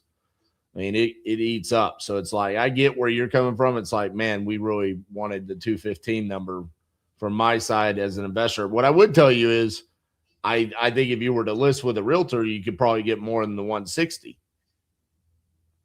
Oh, yeah, I'm sure. You net more, 215, but then I have to give her 5%. So, Right. Plus, as you say, closing cost, etc. Right. So you're talking about that's probably you would probably net 200 if you got 215 on the market. Yeah. And again, that's what are you losing? Well, you're losing my profit and the rehab amount. That's what you're losing. But it's speed and convenience, so it's like, and it's always the 215 number is a maybe. You don't know that you're going to get that when you go on the market, Sure.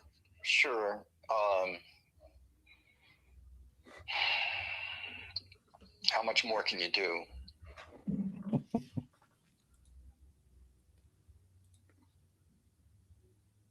What is, you said you prefer to close in January, right? Yeah. January 1st, 2nd, 3rd, whatever.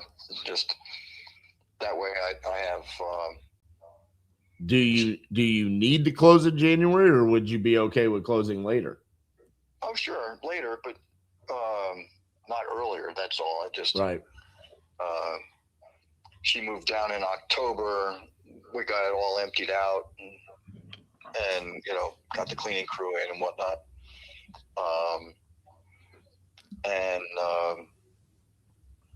Then I was thinking about getting the floors done and the painting, and somebody said, well, do they want gray or beige? And you don't want to paint until you've done the floors, and vice versa. Right. And I just said, somebody comes in, they might want to put carpet down, they might want to, so let's not do it. And then I started seeing some of the renovations, and they're pretty simple to do. It's just a matter of time and getting the talent in there. Right. So that's it. And she saves 8.5% on income tax if she's not a DC resident. Right. And that's the big thing. So the blue sky scenario is you sell it, but you sell it next year when she's not a DC resident, and you get as much money as possible. Yeah, I mean, she doesn't have much. It's just it's the church friend, so we're getting a bunch of people to help her to move, and get her to stop walking her dog in the ice and snow. Right. So she's happy where she is. That's great. Now the next thing is to get it done for her. And sure, I can get a realtor and pay it, but if I could save that and get it done over easy, I'd be happy to make the convenience. So yeah, sure, I understand going to 200 or I don't know, 185 maybe at the bottom line, I think. The only way that I would be able to do that is if anywhere remotely close to that is if we got creative and we did something where I took it to the markets, what's referred to as a novation. But to be honest with you, that would just be defeating. You could do that yourself. You don't really have a need to do that. Basically, I take the headache away from you, and I do it myself. So I go find the realtor, I negotiate, I do any repair items and the inspection items and whatnot. But I normally only tell that to people when it's like it solves a problem for them. That's not really. It's not really. That's a viable solution for you, and you could keep all of the money. So. Yeah. But from a cash perspective, I mean, I'm looking at a couple here. Let me do a little bit deeper dive into why I think I want to see. I just want to make sure that I understand what these sold for.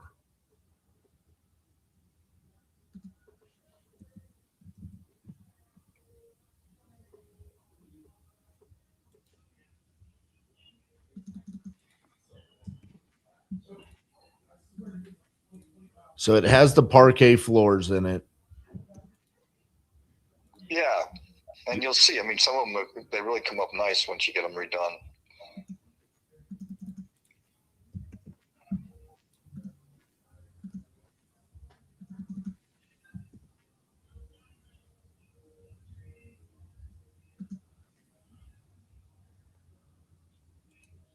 was like a year ago.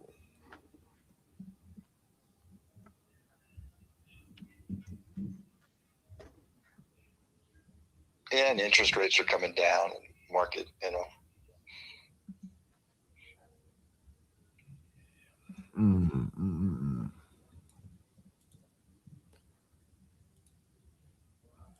I'd kind of hoped that one of the neighbors on either side would just take down a wall, but neither of them are in the market. Really? That's happened on a number of the units. People just take the wall down and make it, you know. Yeah, I mean, just to be honest with you, man, I wish I could come up a little bit, but I'm not seeing anything that really helps me out. I really think that really the most I could do would be that 160 number. Yeah, okay. I'd be negligent if I did that for her. I understand. I understand. So you've got my number. If anything changes, feel free to reach out to me. But that's where I would need to be. All right. Well, thank you. Appreciate your time. Thank you, Larry. Bye-bye. Right.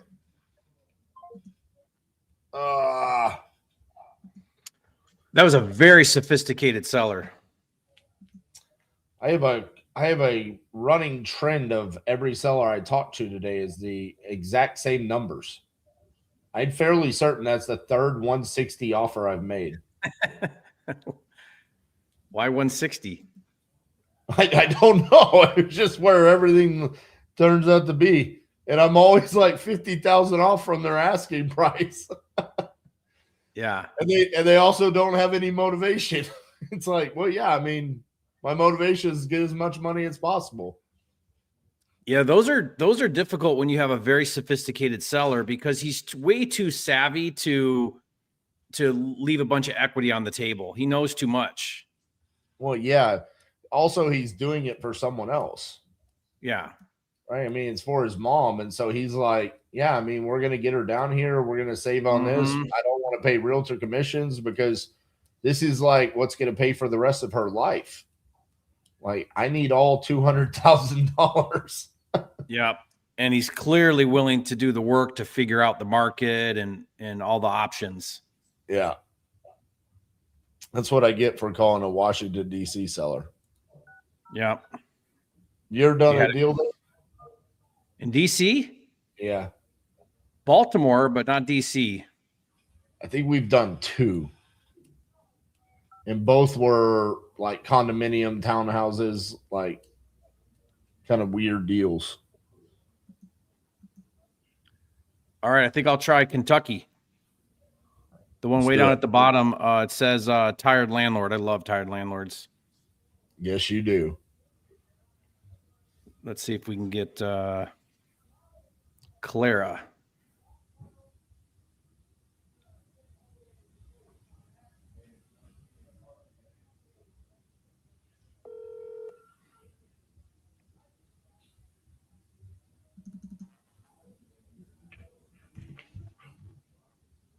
Hello? Thanks. Please stay on the line. I plan on it.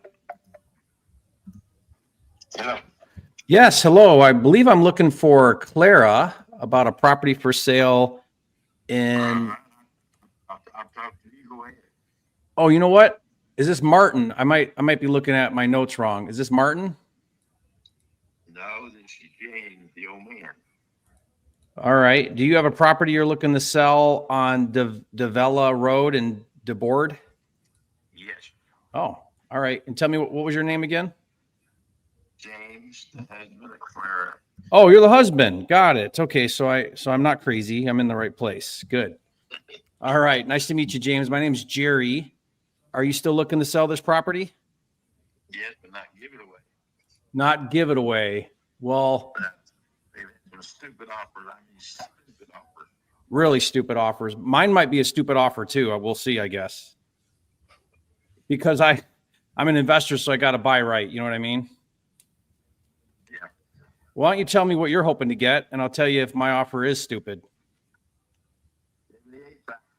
78,500. That's what I heard. Okay, so let's see, because maybe you're the one who's stupid, not me. We'll see, right? Could be. Somebody's probably stupid. Okay, let me look up and see what I can find out here. I'm just messing with you. The board, right? And that's Kentucky. Okay. Yes. How long you been trying to sell this? Oh, not long. Okay. Well, why don't so we just got rid of renters a few days. Yeah. Okay. Well, what offers have you gotten that are so stupid? We got 62.5 and 65,000. 62 and 65. Well, that's not too far off of your you said 78. Yeah. I've seen a lot further spreads than that on offers. Tell me a little bit about this because I'm having a hard time. Like, where in the world is this? Well, it's at a little rural in the county. Okay. In the county, Mark County. It's rural. No big metro cities. The closest major city is I guess 18 miles. Okay, this is a commercial property in a residential zone. Okay. I'll walk you through a little bit of it here. The people that had the property start with built a garage, okay, metal garage. And he said, well, I'm having to drive to work. So he built a house on top of the garage. I call it above ground basement. As time went on, then his wife said, well, you got a garage, I need something to do. So he built a building onto that. Mm-hmm. Okay. And then he was working out of the basement. I call it the basement, above ground basement. He said, well, my business has grown too much now. So he built him a big garage attached to the other end of the place. So that's what makes it commercial and residential. Yeah, I'm looking at an aerial shot of this, and it looks like 3 buildings all joined together is what it looks like. That's it. That's it right there, huh? Yeah, you'll probably see junk everywhere too. But yeah, I see. There was hoarders. What is all that stuff outside? Mostly just garbage and trash and didn't take with them. Looks like containers though, or something like big white square structures. No, that belongs to me. That is a truck body. Oh, that we use for storage. So which one's the house? The one with is it an orange roof, like the one on the far right, the right building? Yeah. Yes. That's the house, and then you got these add-on structures to the left of it. Yes. Okay. How big is this town? The town, we got a few hundred people. Yeah, it's small town. County got 12,000 in it. I think it is. Well, help me understand here what to do here, because I'm an investor. I got to make money with this. You're an investor selling a property you don't want anymore. How do I make money on this thing? Because I'm not seeing what I do with this. Rent it again? That's right. We just evicted the renter because they wasn't paying their bill. They've been there for 3 years. It went for $600 a month. Okay, and the did you say $6,600 a month? No, 600 a month. Oh, okay. 600 a month. Okay. If you're going to rent the property, the garage, you're probably rent for $400 or $500 a month. Okay. Because it's a big garage. Okay. And why are you selling it? I'm 82. I'm retiring, and we got other rental property that we just phase it out. Okay. Yeah, I'm seeing you bought it in 2015 for $5,000. Well, that was showed on paper. Oh. Because the people on fixed incomes and stuff, and they couldn't show no profit. I see. Yeah. Yeah, it says $2 per square foot, which is the funniest thing I've ever seen. But that's why it showed on paper like that. There's no taxes due on it, no money due on the property, free and clear. And that house is big. It says on here 2,500 square feet. Is that right? That's counting the top and the bottom floor. Yeah. Okay. How much of that is usable, really, like rentable? Probably the whole top of it, probably Half that. I'd say that's 12 to 1400, probably something like that. Yeah. Boy. Three bedrooms, one bath. And why are you stuck at 78? Why is that your number? Well, that's money I'd like to have. I'd like to buy me a boat, maybe an old motor home or something. You know? Mm-hmm. Some new toys. Some. It's not carved in stone. Okay, it's not carved in stone. You got room then. I got a little wiggle. Yeah. But you've said no to 62 and 65. But the guy 65, he couldn't get the money. Okay, so it wasn't a real offer. Like, was it the 62? But I said no to that. But did they put it in writing? I mean, was it for real? The 65 was put in writing for real. And you said no to that. No, he had trouble. His investor backed out on him because actually, true, he put in writing. In my opinion, what he was doing was shopping it, trying to make money on himself. You know, and he didn't have the money. He was shopping it, but he didn't. Yeah, they call that wholesaling. What he was doing is trying to find another buyer to pay more. Yeah. Which is, I do that too. I mean, that's one strategy that we do. We sat on that for 54 days. 54 days, and he could not find a buyer. He couldn't move it. No. Yeah. No, I don't think he had no money. Yeah. Well, they do title search on it from I'm sure. Tampa, Florida, National Title Solutions, I think it is. Yep. And everything. They didn't do that. Yeah. Free and clear. Yeah, he opened escrow, but then it took him 50 some days before you pulled the plug on the whole thing. Yep. Because he couldn't perform. Yeah. But see, here's your takeaway though. Here's what I would think about. He could have just been a really stupid wholesaler. There's lots of those. Meaning he didn't market it very well and he doesn't know what he's doing and he couldn't find a legit buyer. That could be one thing. Would not put that past it. But it also could mean that he could not find a buyer. He worked hard and could not find a buyer, which means if he couldn't make a few bucks off of 65, let's say he tried to sell it for 70 and he networked out with other buyers, then you trying to get 78 might be a really hard ask. It might be hard for you to get that. Because if he couldn't sell it. I was thinking 65, but he wouldn't produce. So I pulled the plug on him. I know, but now you're asking 78. That's what I would like to get. Okay. Okay. But if you walked in the front of these $1,000, how much? I would take no less. 65,000.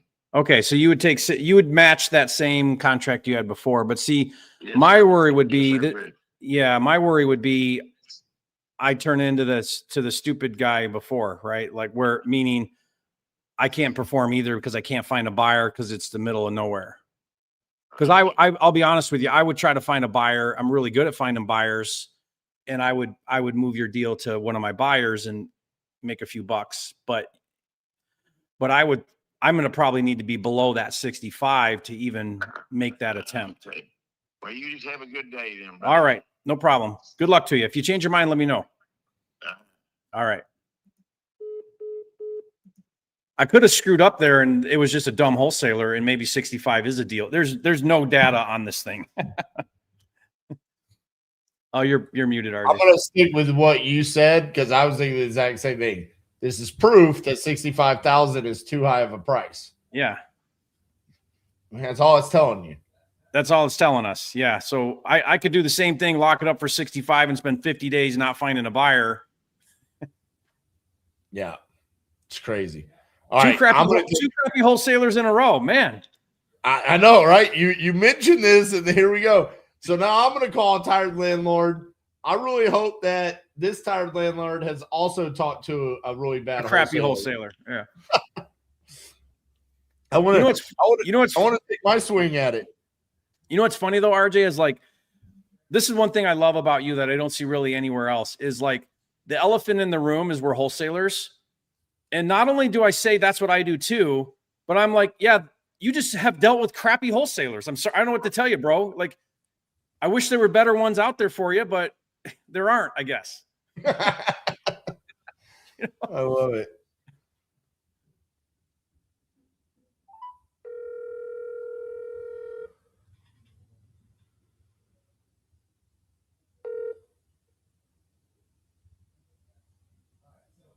Hey, you've reached Ashley. I can't get to the phone right now. Please leave your name and number and a brief message, and I'll.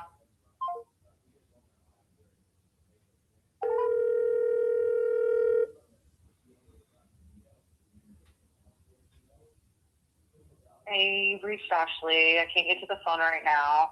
Please leave your name and number and a brief message, and I'll get back to you as soon as I can. That was send it to voicemail right there. Hey, Ashley, this is RJ Bates calling about your property there on Humbert Road.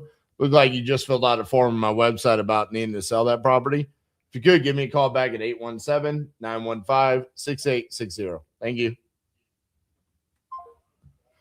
I know. That's why I tried calling back, because I felt like the first one was I'm just ignoring you.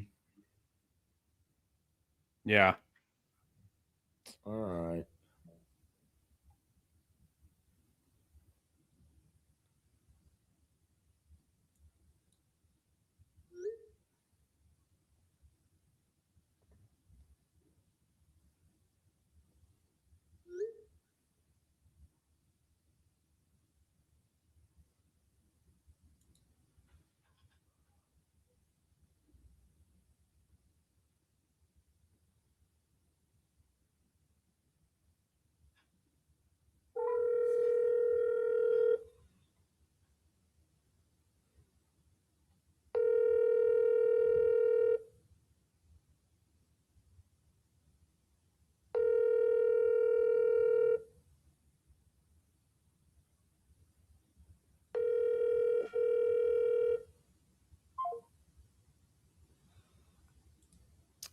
Okay.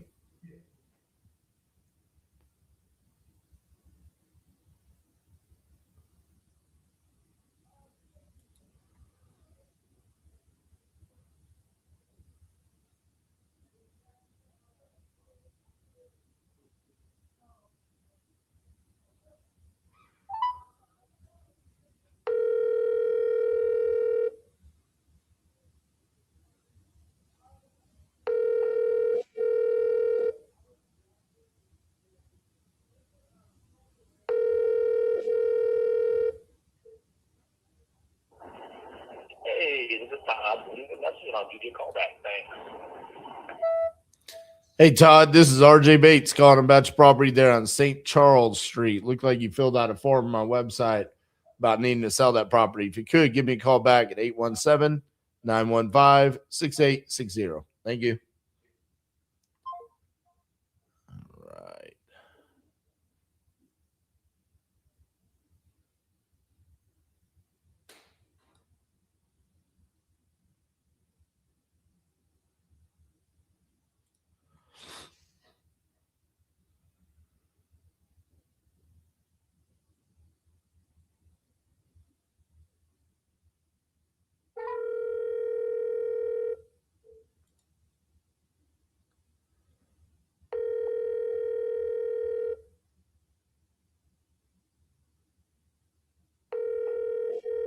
Call has been forwarded to voicemail. The person you're trying to reach is not available. At the tone, please record your message. When you have finished recording, you may hang up. Hey, Daniel, this is RJ Bates calling about your property there on 12th Street. Looked like you had filled out a form on my website about needing to sell that property. If you could, give me a call back at 817-915-6860. Thank you.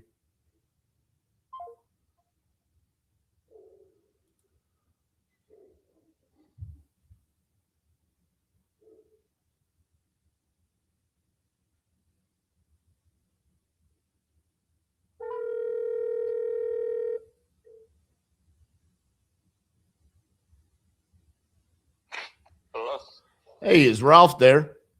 this is. Hey, Ralph, this is RJ Bates calling about your property there on West Saginaw Road.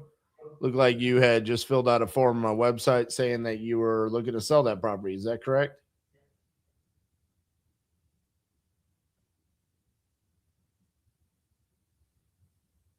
You there?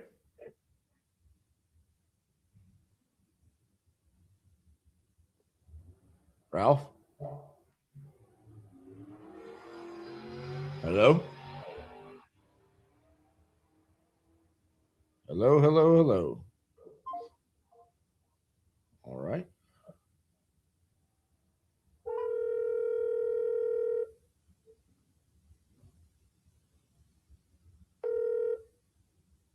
Hello. Hey, is this Ralph? This is. Hey, Ralph. I was calling about your Something property. happened. Yeah, I don't know if you heard me or not, but I was calling about your property there on Saginaw Road. Looked like Yeah. you had filled out a form on my website saying that you were looking to sell that property. Yes. Awesome. How much were you looking to get for it?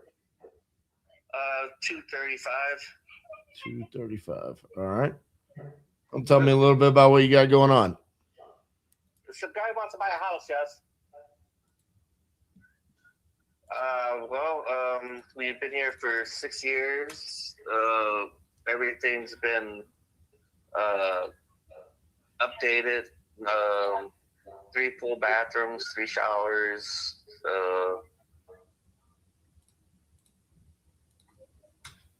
Yeah, here.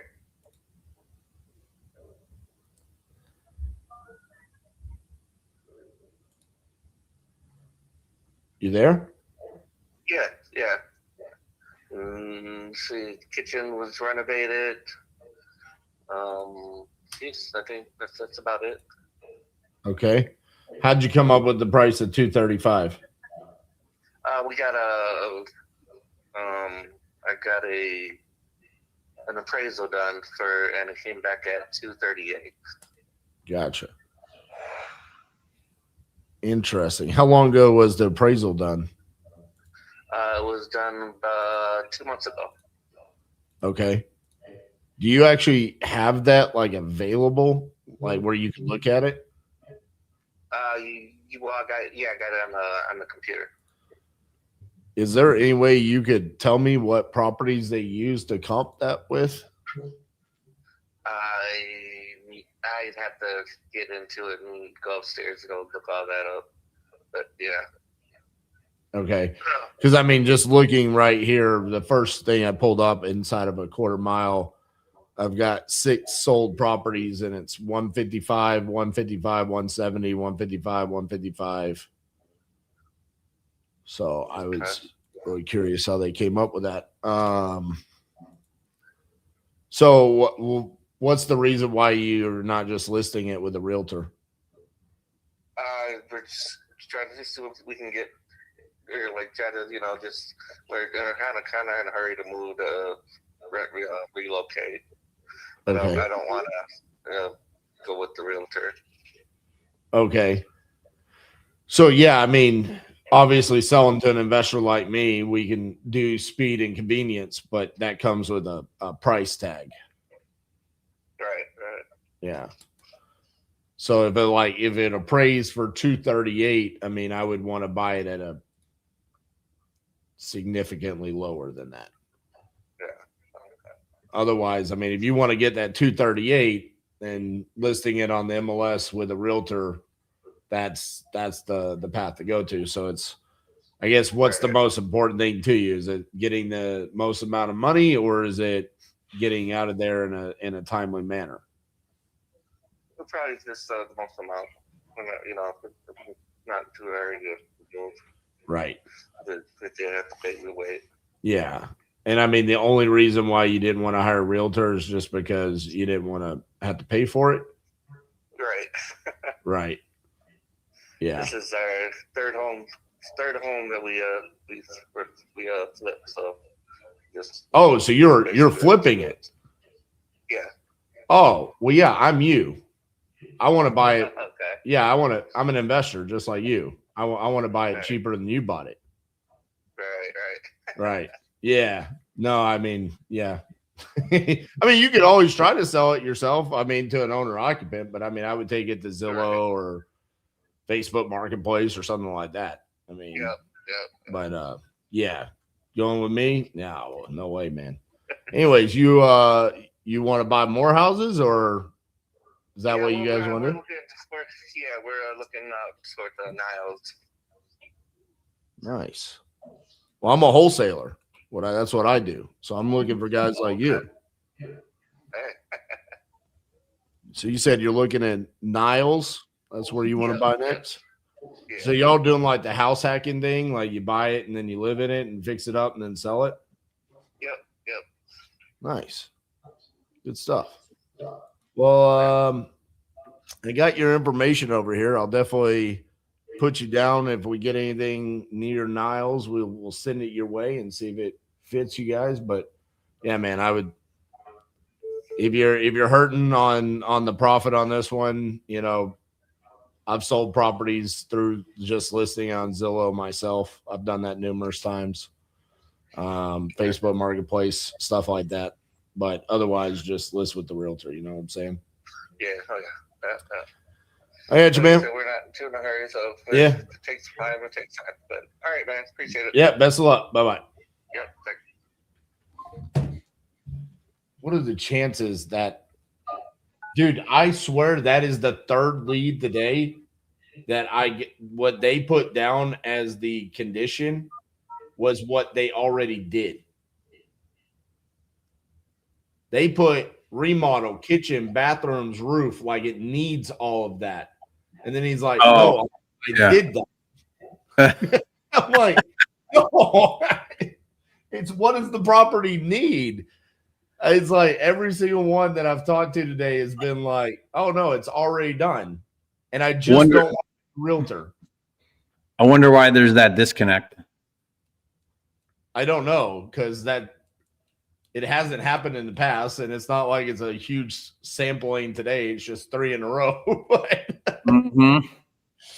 I think he just literally was like, no, I want to sell this without realtor commissions. Will you pay me for full retail? I find that really odd. If this is his third or fourth one, does he not know the way you sell is with a real estate agent, a retail property that you fixed up? That one was. That's a little odd, right? Like, why are you calling investors? Don't they want to buy at a discount just like you bought at a discount?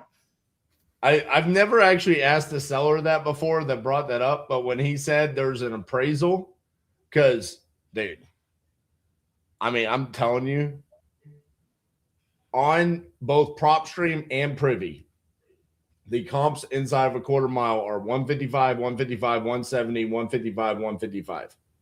Pretty consistent. And he's like, yeah, I've got an appraisal for 238. My buddy did it. Send it over to me, buddy. Love to see what they used on that. You know, a lot of people call a CMA an appraisal. That right. I mean, I don't even know how you would manufacture a CMA though. This is a small town in Michigan. You go 20-mile radius. Yeah, right. All right, you gonna do another one, or what do you want to do? Yeah, I'm gonna try Rocky Mount, North Carolina. All right. And make sure I get the right name. 44371 is not available. Please leave your message after the tone. All right. To voicemail. 919. Yeah, they're just pushing me straight through. Well, all right. Let's see here. You had already manufactured a story in your head of how that conversation was going to go, didn't you? Yeah, I was going to lock up the deal. It was going to be the best deal I ever did. All of that. That's what I do when you're on the phone too. Yeah. I sit over here and I find the one and I'm like, I had it in my phone. I was waiting for you to be done. Right. It's like, I already spent the money on Christmas. I mean, the whole thing. And then it's voicemail and you're like, wait, I have to go find another one? All right, let's try you know what? Let's try another North Carolina. Let's try it. This one's in let's see. Albemarle. I know I said that wrong. Yeah. How do you say that, RJ? I just avoid things I don't know how to pronounce. If I don't know how to say like this, I wouldn't call this one, honestly. You wouldn't? I think this is a fake lead. There's no name. Everything's not applicable. They didn't fill out the form. Too late. I already wrote the number in my phone. All right, try it. Go with Bella. The name is Bella. Stanley, isn't it? No, that's the county. Oh yeah, I gotta go. Oh, you're right. There is no name. There's nothing. Yeah, that's true. All right, let's try Macomb, Missouri.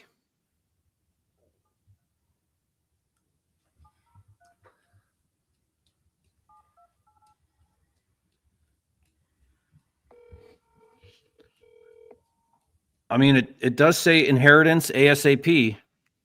There we go. Yes, hello. Is this Josh? It is. Josh, hi. My name's Jerry Norton. I'm calling about a property I believe you want to sell on Jackson Street. Yes, sir. All right. Let's see if I can help you out here. Do you have a number you had in mind for that? Well, I'll be honest with you. We have it listed for $289 currently. Okay. Well, help me understand. If you've got it listed, then you and I shouldn't be talking. I should be talking to your agent, right?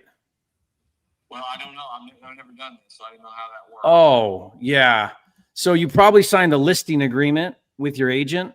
They typically will require that if they're going to list your property. Do you remember signing that? Yeah, I believe it's outdated. You know, we Expired? don't have an agreement with them anymore. Yeah. Okay, if you're expired, then that's another story. Yeah, as long as you didn't renew it or anything, because which is very common for that to happen. Yeah, we haven't renewed it yet. Okay, so I'm looking at it right now, 289. These pictures are what it looks like right now then? There's no furniture. Everything's moved out of it. But yes. Looks like you're a hunter. What? Come on now. Kidding me. How dare you offend him by saying you look like a hunter? He's got, yeah. Sorry about that. I got disconnected from you. Yeah. I just was saying, Josh, it looks like you're a hunter. Yes, sir. I mean, you got a lot of deer in here. Yeah. Where do you go to hunt? Here locally. Wow. Good for you. I did a high fence elk hunt in northern Utah. Yeah. It was the dumbest thing I ever wasted 10 grand on. They were literally tame. Yeah. Like I just picked the one I want and shot it. Yeah. I mean, I've never done that before. No, don't do it. It was like not very thrilling at all. Yeah. I mean, it was beautiful and I mounted it and everything, but it was kind of a joke for a real, like a guy like you, like a real hunter. Okay. So this did not sell for 289, right? No. It's pretty clean looking, you know, like it's not fully newly renovated, but it's definitely nice, livable, move-in ready. Why do you think it didn't sell? Our market right here, right now, seems to be very slow. Anything above 200, it seems to not sell. Yeah. Yeah, because you started at 315, 299, 289, and then looks like you probably pulled it off after that. Or It's still there, but we just don't have an agreement. You know. Yeah, you're still active. Yeah, we'd want to make that's kind of odd. You would think your agent would either renew the listing or take it down or something. But well, what do you want? Okay, but I'm an investor, so I mean, I would need to buy it if I buy it, I would have to do something to it or not do something to it, and then try to make money with it. So I would probably be significantly lower than where you couldn't sell it at 289. I mean, are you looking for a fast, convenient cash offer? Is that what you're looking for? I mean, it ain't hurting me to hold on to it. It's just okay. It's just another damn problem I have. I don't need, you know, I got 5 kids and I got lots. I'm a self-employed and I'm a very busy person. I don't have time to mess with this house. You're burning. It's vacant. You've moved out. Yeah. We've been gone for 2 months. What do you owe on it? 90. I think 90 even. 90 even. Okay, so you got equity. I mean, you could sell it and put some cash in your pocket. Yeah. I guess that would be where I would come in. If you're like, I'm done with this thing, I don't want the headache anymore, I don't want to deal with it anymore, then you sell it for cash to an investor like me. I come in and pick it up for a deal. I do all the hard work to figure out what to do. and make money with it, and you get to walk away with some cash in your pocket. But I got to get a deal for that to make sense. You know what I mean? Yeah, I understand. So what would you offer on something like that, roughly? I mean, I'd have to dig in and look at some comps and try to get my head around it. I mean, Zillow's calling it 287, which it didn't sell at that. Well, Zillow tends to readjust based on the list price, so that may not be accurate. I've noticed them doing that. Yeah, that's what we have had a lot of showings the past 2 weeks for some reason. I guess because the interest rate dropped, and we had a lot of showings. Okay. The past 14 days. Yeah, I mean, right off, like shooting from the hip without looking. I mean, I gotta get it at a discount, so I've got room to do stuff with. I mean, I would probably be significantly under that, probably half of that. Yeah, that's what I was kind of afraid of. Yeah. And most investors are going to want that because, again, there's not a whole lot to do to it. It's a nice house. So I would just need to buy it with enough spread to then, like if I put it back on the market, I'd want to put it at 249.9, which means I need to buy it for 200 by the time I pay commissions, closing fees, finance to my investors, and so on. You know, I need to be buying this thing for high 100s probably. Okay. You know, yeah, I don't think we're going to do that, but that is, I mean, I do appreciate you calling me. I mean, if you drop the price, you'll probably move it. How much you think? I think the number is 249.9. That's the number. Huh? You'll get it sold. Yeah. Yeah. You want the big tipping points are usually your big markers, like the just under 100, just under 300, just under 200, or the middle, the 49, because people put searches in, show me everything for under 250. Yeah. That's what my realtor told me. Yeah. Yeah. So if you get it to 249.9, you'll hit a whole fresh, you'll get all the people that are capping their searches at over 250. They're not even seeing it right now. Yeah. That makes sense. Does that make sense? Yeah. Cause it's a pretty home. And if you're not in any kind of pain or distress, you should try to get retail, which just means you need to lower the price. I'm the solution if you're like, I need money in 2 weeks and I'm done and I don't want to think about it ever again, and just get me cash in my pocket and I'll give it away to you. That's we're not to that point yet. Yeah. If you get to that point, I'm your guy. Call me. Okay. Is this the number to call back? Yeah. Changes? Yeah. Okay. Yep. And what's your name? Jerry. Jerry. Okay. But tighten your stuff up with your agent, because you don't want problems with that. Like you're. Yeah. This all happened on Monday. All right. It ended, so yeah. Yeah. What's your agent telling you? Because if they're not advising you to drop the price, then you got a bad agent. I think he's trying to please us by not dropping the price. That's not helping anybody. Yeah. No, it's really not. Because the market doesn't lie, Josh, and it's not selling. Yeah. The market doesn't lie. Yeah. Okay. I appreciate the honesty. Yep. I really do. Wish you the best. Good luck. Thanks, man. Bye. Yeah. I got an RJ seller. You were supposed to call that one, RJ, not me.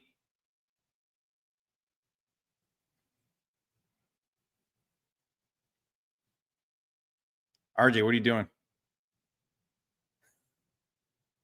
Oh, he's on the phone. RJ, unmute your line.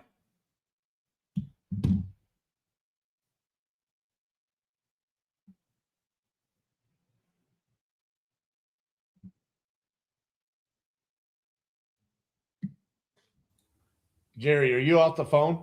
Yeah. Okay. I've got a call back. Looks like this is going to be a good deal. Okay. So, because you said you needed $8,000, what's the importance behind the $8,000?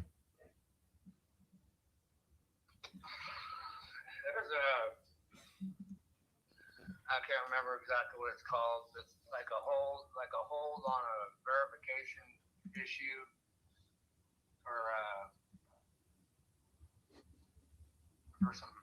some property in LA. That's going on with the courts. So you need that $8,000 to be able to do that. That's what you need it for? That's what I need that for. Yeah. And you wanted a little bit extra on top of that. Okay. So you said it's $8.99 a month. It's going down to what? $7? So it's going down to 7 something. It's going down to 742 or 749, I think. And how is that? Is that just principal and interest, or is that taxes and insurance as well? That's everything. It's everything. Taxes, insurance, and that's everything. Escrow. And you owe 50 left on that. There's like 49 something, pretty close to 50,000. Okay. So what if I just bought it sub 2 and I gave you 10 grand on top of the what's owed, and then you just walk away, but the mortgage is going to stay in your name until I pay it off? How much? 10. Would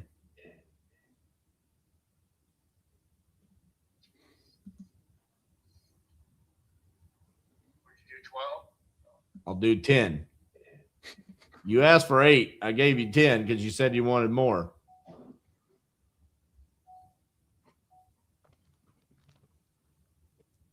When could you do this?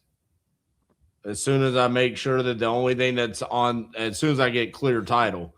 So the only thing I need to know is that the only thing that's on there is the lien for the mortgage.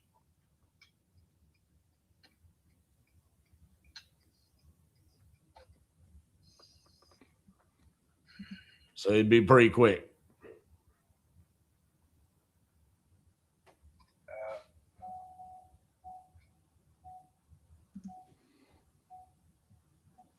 I'll tell you what. Let me think about this overnight. What are you going to think about?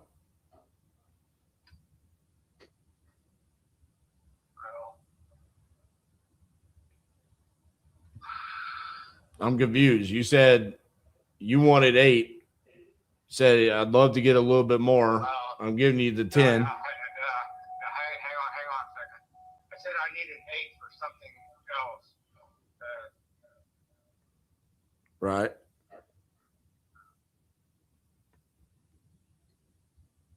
I would sure feel a lot better about it doing 12, at least 12. What? Sell me on it. What does the extra 2 move the needle? You got to make me feel something besides the fact that it just feels like you want to get a win. To help my mother. All right. You're getting me. And living expenses when I get down to Philippines.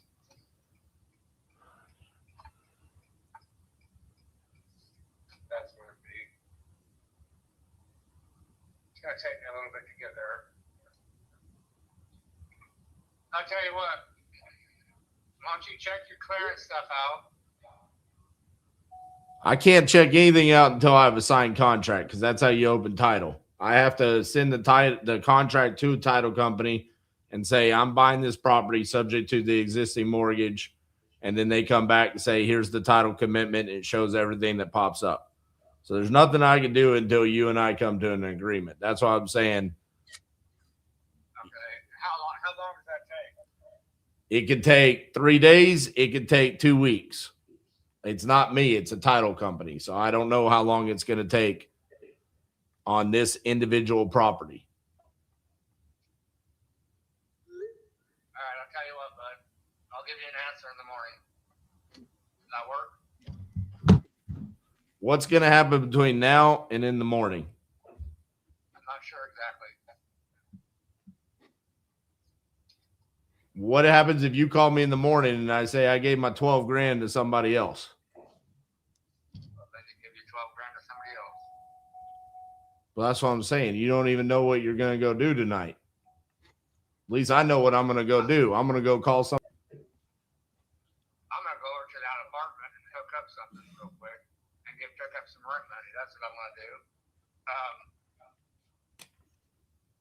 I'm just confused. I thought we were on the same page, and then all of a sudden we became not on the same page when it became real. No.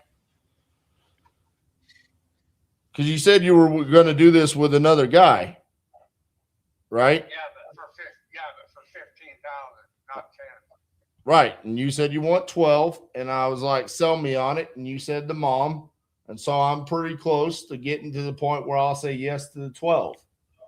But now you're saying you want to go sleep on it. And I don't like it when people go sleep on things because that's when things get squirrely and I get my hopes up. And you call me back and tomorrow, you're going to be like, I don't want to do any of this. I want 75 grand for the property. I know how this goes. I'm a straight shooter. You sound like you're a pretty straight shooter. I either want to do it or I don't. I'm telling you I want to do it, but I don't want to wait until tomorrow morning. That's some funny business. Well, I'm going to talk to my son and my mom about this first. Make sure on a few things. Okay. All right. Let's see here. This is Daniel, right? Yeah. All right. Daniel, when you figure out what you want to do, man, call me back and let's have a conversation about it, okay? All right, bye-bye. What the? I don't know if the whole thing right there was just bullshit. Because I think he's going back to the 15K and he's going to try to shop you against him. He can't. That's the issue. A guy offered him 15K to buy it sub 2 and has ghosted him. And they never signed anything. And he's like, I can't get a hold of that guy anymore. Dude, he owes 49,000 something on the property. He wants 12K. So we're going to be all in for 62,000. It's collecting $21.75 a month in rent. Cash cow. But he pays the utilities. Mm-hmm. The PITI on that is going down to $749 plus utilities. So that thing's probably cash flowing $1,000. Yep. What do you think? What do you think his issue is? Like, why is he tire kicking? I think I'm understanding why the person is not responding to him anymore. Because he comes across as like the initial dude. I wish you would have heard the beginning, but you were on that call, and so I didn't want to interrupt you. It was exactly what you and I want. That's why what y'all saw there at the end was the way I was behaving. Because at the beginning, he was like, yeah, I want to sell. I'm like, awesome. How much you want for it? And he's like, I don't know. You're the buyer. You tell me how much you're willing to pay for it. And I was like, no, that's not how it goes. Like, I don't know anything about the property. And he was like, listen, I owe $50,000. I need at least 8 for something I got to do. I'd love to get more in my pocket. And it cash flows, blah, blah, blah, blah, blah. Like, he was hammering me. Exactly what we want. Yeah, and so that makes sense why you were so aggressive with him at the end there. Yeah. I'm like, I don't understand what just happened. We were on the same page and we weren't when I said yes. Because he was the one that brought up the sub 2. Yeah. He was like, I already had this thing sold. And I was like, dude, if you're willing to do that, I'm willing to do it right now. Mm-hmm. Odd. Well, maybe he'll come around. But here's the thing, Jerry. Do I even want to do a sub 2 with somebody like that now? See, this is where, like, when it comes to sub 2, I've always said it's basically a short-term marriage. So do I even want to be in bed with this guy and the remainder of paying off a $49,000 mortgage? Mm-hmm. When he's a flaky, up and down, change his mind, not consistent kind of person. You know what he wants to sell the property for? What? He's moving to the Philippines. Why?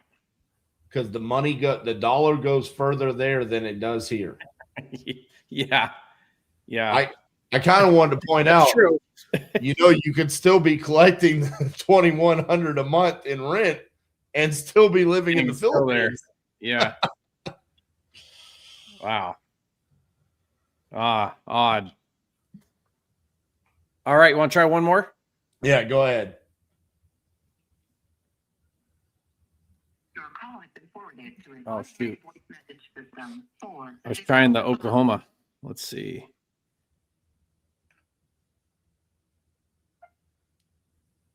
Hola, good afternoon, Max. Good job.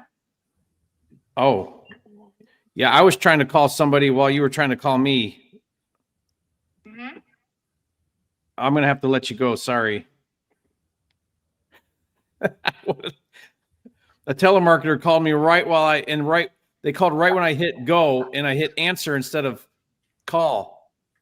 Oh, that's amazing. Your call has been forwarded to an automatic voice message system. 4. All right. Scratch that one. Let's see. Let's try this. Let's try. There's another North Carolina on here. Let's see if I can do that.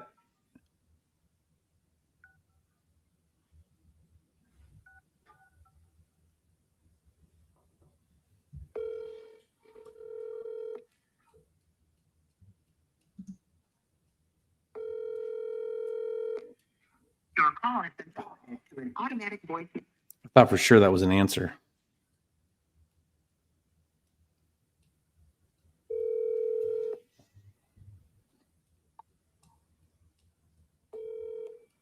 Your call has been forwarded to an automatic voice message system. 8046. Jerry, did you see I commented on your post about Highland cows? What'd you say? So I guess because we're friends, Facebook showed me that you posted in a Highland cow group saying that you wanted to buy 2. Yeah. And so I joined the group, but they haven't approved me yet. I just joined the group to tell you, okay, I'll come visit you now. So I'm buying 2, and listen to this, RJ. I'm literally gonna sneak them into the Christmas tree when my kids come down. There's gonna be 2 baby cows in the living room. Oh my God, that's amazing. I hope it all works out. They're probably gonna crap all over the place. Eat the Christmas tree. Please take a picture of the cows. All right, let's try this one. Is in Whitehall, Arkansas. Man, you wouldn't believe the scams on Facebook for Highland cows. Really? Oh, I got to send you the funniest thing. Yes, hello. Is this David? It can be. Dave, it can be. Okay, well, yeah, I'm thinking it will be because I'm a buyer looking at your property on Park Terrace Drive. Are you still looking to sell that? Okay. Well, tell me what you want for it, and I'll see if I can buy it from you.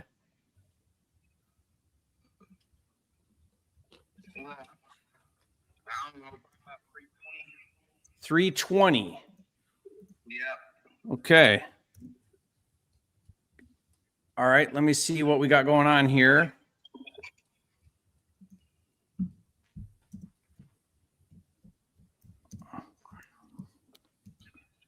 Tell me why you're looking to sell this.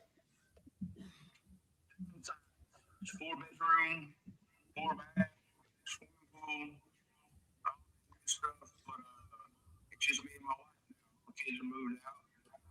Want to downsize. Okay. You gonna stay in town or go somewhere else?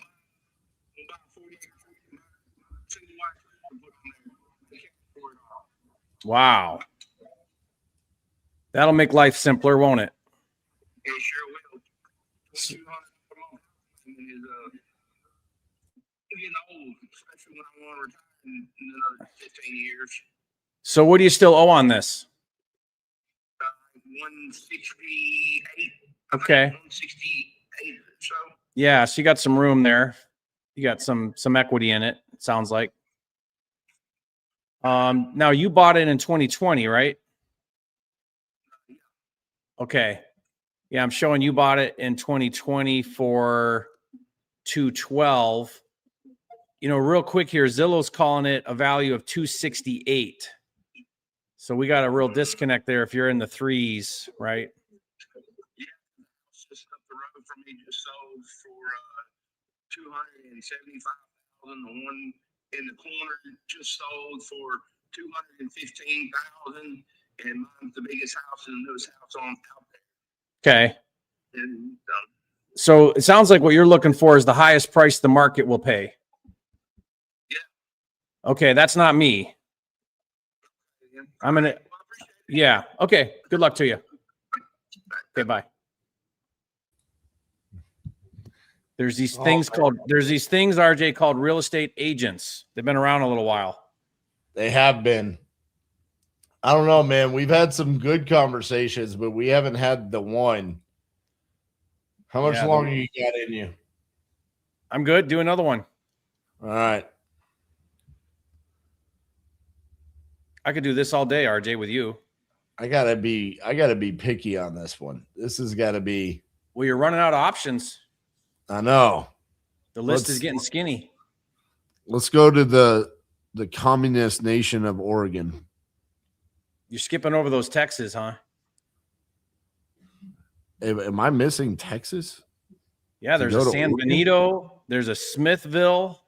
Oh, there's a Bogota. There's 3 Texas in there. I was leaving those for you.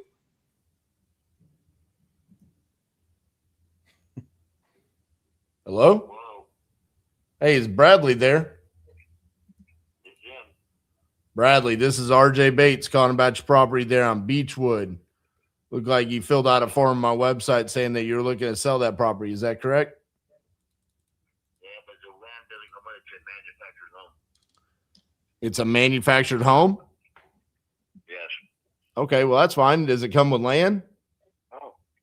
No. Oh. It's space land. It's a bunch of jokes here, dude. I'm trying to get the hell out of this park and go back to California.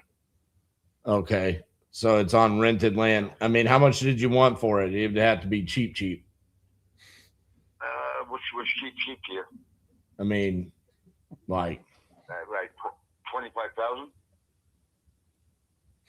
That is not the cheap that I was thinking. No. I mean, what year built is it? 78. No, it would. Too bad. It would. I mean, it would. I would be offensively low. I think we should probably just say we are going to end on this as I'll give you my thing, right? It's okay. Go, give me a price. $25. I have another guy. How much? $25. I told you we should just. I told you we should just move on. I know. Yeah. That's one place in here living. They're now selling for $60,000 and $70,000. 78 build. Huh? A 78 build is selling for $60,000 on rented land. Yep, exactly. Here in Oregon, yes, it is. Well, I will tell you, sir, if that's the case, you have a $1 billion idea. Okay. You could go to everywhere in the United States and you could buy 1978 build manufactured homes, move them to Oregon, and you would absolutely crush life because I could buy those all day, every day for less than $1,000 all across the United States. Wow, that's a deal, man. So I just gave you a $1 billion idea. You run with it. I'm going to go find a house. Appreciate you, brother. Bye-bye. It cost you more to move it than it's worth. That was crazy. $25,000 for a 1978 manufactured home. But it's in Oregon. But it's in Oregon. Yeah. That's what they're going for in Oregon. He'd have to pay you $25,000 to move it out of there and do something with it. Right. Oh man. All Try right. another one. Try another one, RJ. Let's not count that one. All right. You told me I need to go to Texas, so I'm going to. I should have never left. Should have never left Texas. Although I don't like that within 90 days, that one at the top. I'm going Smithville just because it's the first one I saw. Okay, that one says ASAP, so there we go. Come on. Come on, Avery.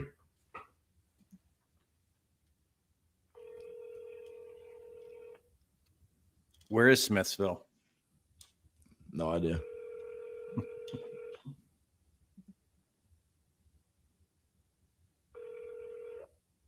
Hello. Hi, is Avery there? It's not available. Please leave your message. That threw me off too. Hi, You're Avery. Your message. Just hang up. Or to hear more options, please press 1. Hi, Avery. This is RJ calling about your property there on Felix Drive. Looked like you filled out a form on my website saying that you were interested in selling. If you could, give me a call back, 817-915-6860. Thank you. All right. San Benito.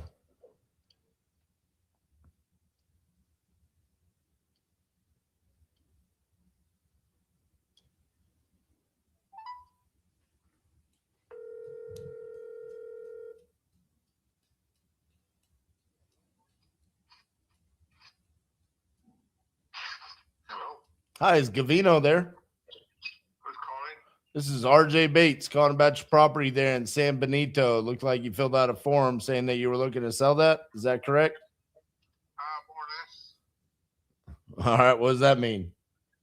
That means depends on the price. What's the price you want? I want at least $1 million. Holy shit.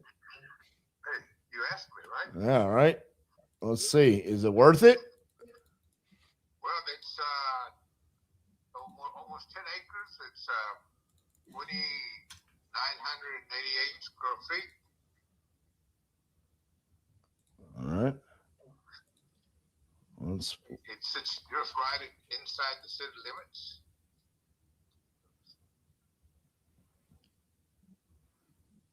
see here. Whoa, why are you looking to sell it? We're looking at moving to San Antonio. Gotcha. I'm retired and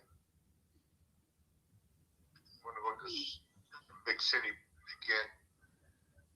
All right, I'm just curious. Were you being serious when you said $1 million? Well, I'll take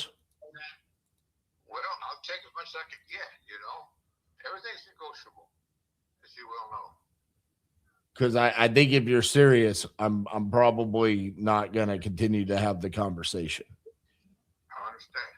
Yeah, because that's But you buy and sell homes, I'm assuming. I do. So you know the value of property. You reached out to me.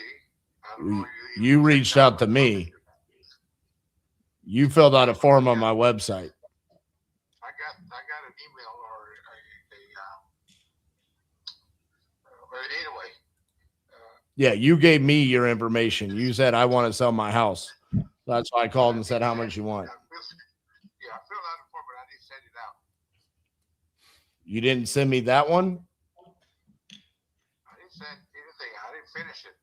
798 JM Ojeda Road. I put everything on there, but I don't think I put my phone number there. Or if I did, I don't know what. But I know that I did not submit it. Okay, but there was enough information in there for someone to look at it and get my number, etc. So, Okay. but if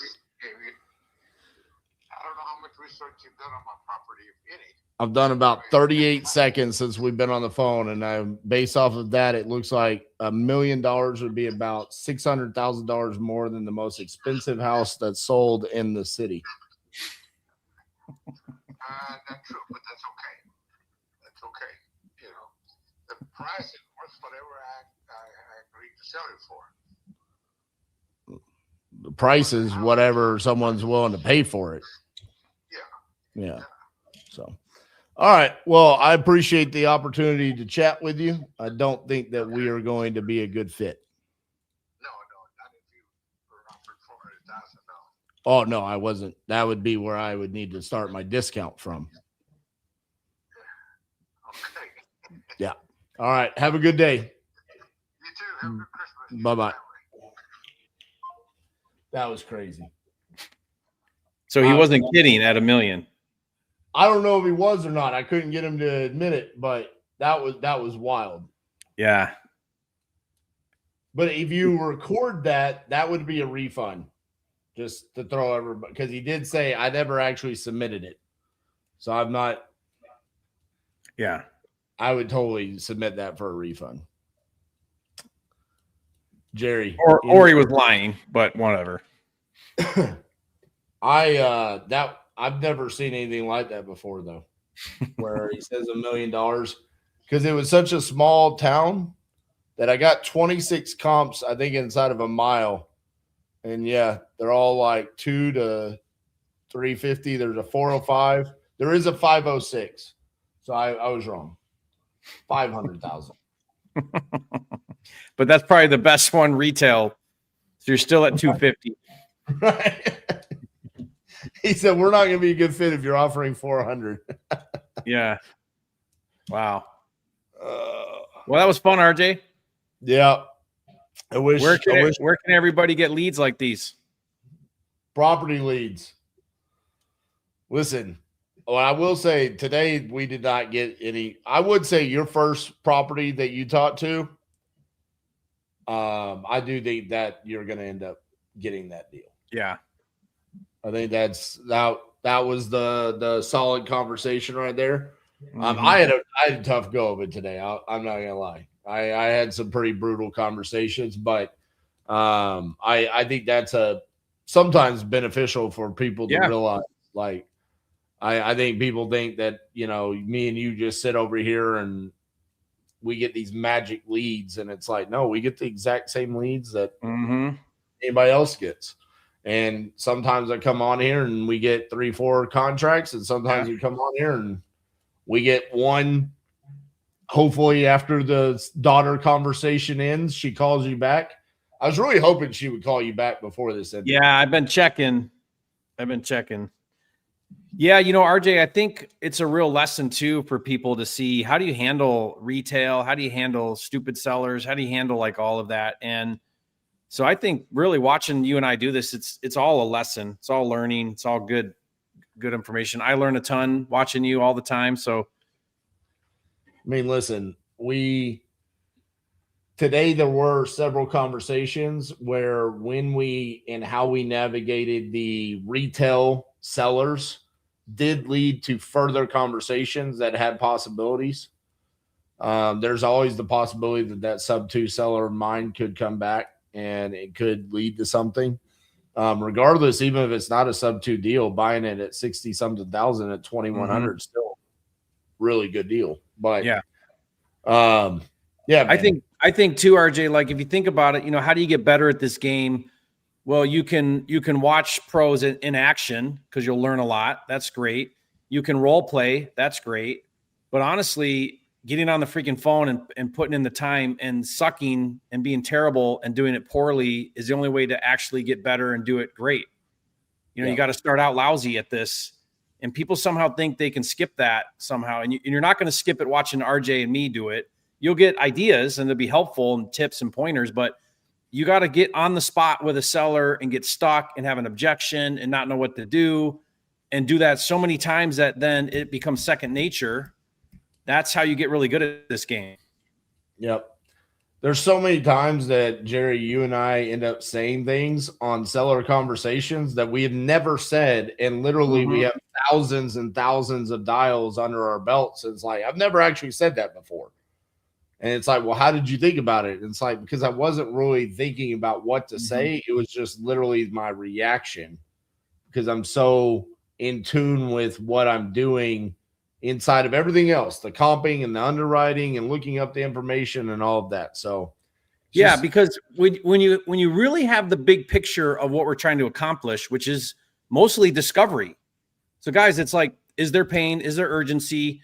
Is there an issue with condition? Are they willing to take a discounted price? Like, there's 100 ways to get to that same objective, but what is the objective? And then being able to have that quality conversation. Once you understand the objective, then every conversation for you and I, at least, it looks different. I don't follow a script. Yep. I don't say the same things really, maybe outside of the intro, but it's just, I'm taking what sellers say. I'm assimilating that information. I'm regurgitating it back, usually in the form of a question. And then I'm gathering information, and then I'm trying to make an educated decision. And probably mirroring the seller, their tonality, their attitude, right? That's probably more important than anything. Like, you're a highly emotional seller. You were very soft, very slow, understanding. And then later on, you're talking to a tired landlord and you're just like, he's very, aggressive, and you're just like matching that. It's like, how do I make money on this? Explain it, sell it to me, and Mm-hmm. I think those are the nuances that people should be picking up on these calls. Yeah. But no, man, it's always a blast when we get to do it. I do wish we could have gotten that one little spot. I was disappointed because I thought it was going to be that sub 2 one. Me too. Yeah. But regardless, man, it's always fun. Everybody make sure that you, I'm saying this for more me, but make sure you subscribe to our channels. You probably all subscribe 10 times to Jerry, but I could use some. So subscribe to our channels. Make sure you like the videos. Tomorrow, Jerry, I'm going to be live with Brent. Good. On his podcast. Have you done his podcast lately? Yeah. What should I expect? It's great. He usually has a few things he likes to talk about, but you'll crush it because it's just more of a open dialogue. People put in questions. You'll have a great time. He's a great guy to have a conversation with. So I'm doing that tomorrow morning, and then Jerry, when's your next video coming out? Tomorrow. Yeah, I've got something. In fact, tomorrow's going to be fun, RJ, because I think tomorrow I'm going to release a video promoting Titanium University, talking about how, I think that's tomorrow. So guys, watch for that because you'll see why I'm really promoting heavily RJ and Titanium, and I talk about it on that video. So I'm just excited to be part of your world, RJ, excited to be in Titanium, helping out with the community. And it's fun to watch everybody doing deals in there and growing and learning and helping each other. So absolutely. It's a great place. Man, the Santa's Little Helper Challenge has been going crazy. So that's cool. I love it. The Guru BS. Hey, listen, brother, you can unsubscribe. you can unsubscribe doing just as fast as you got here. So I love these guys coming on here. We had a couple of them inside the chat bad mouthing us today. I love it. Yeah, you guys can hang around. All I want to know is you're still here watching. Hopefully you got value out of that. Yes, we had a little promo for our videos, and yeah, we do sell education. So I love it. Appreciate you guys. We'll see y'all tomorrow. All right. See you guys.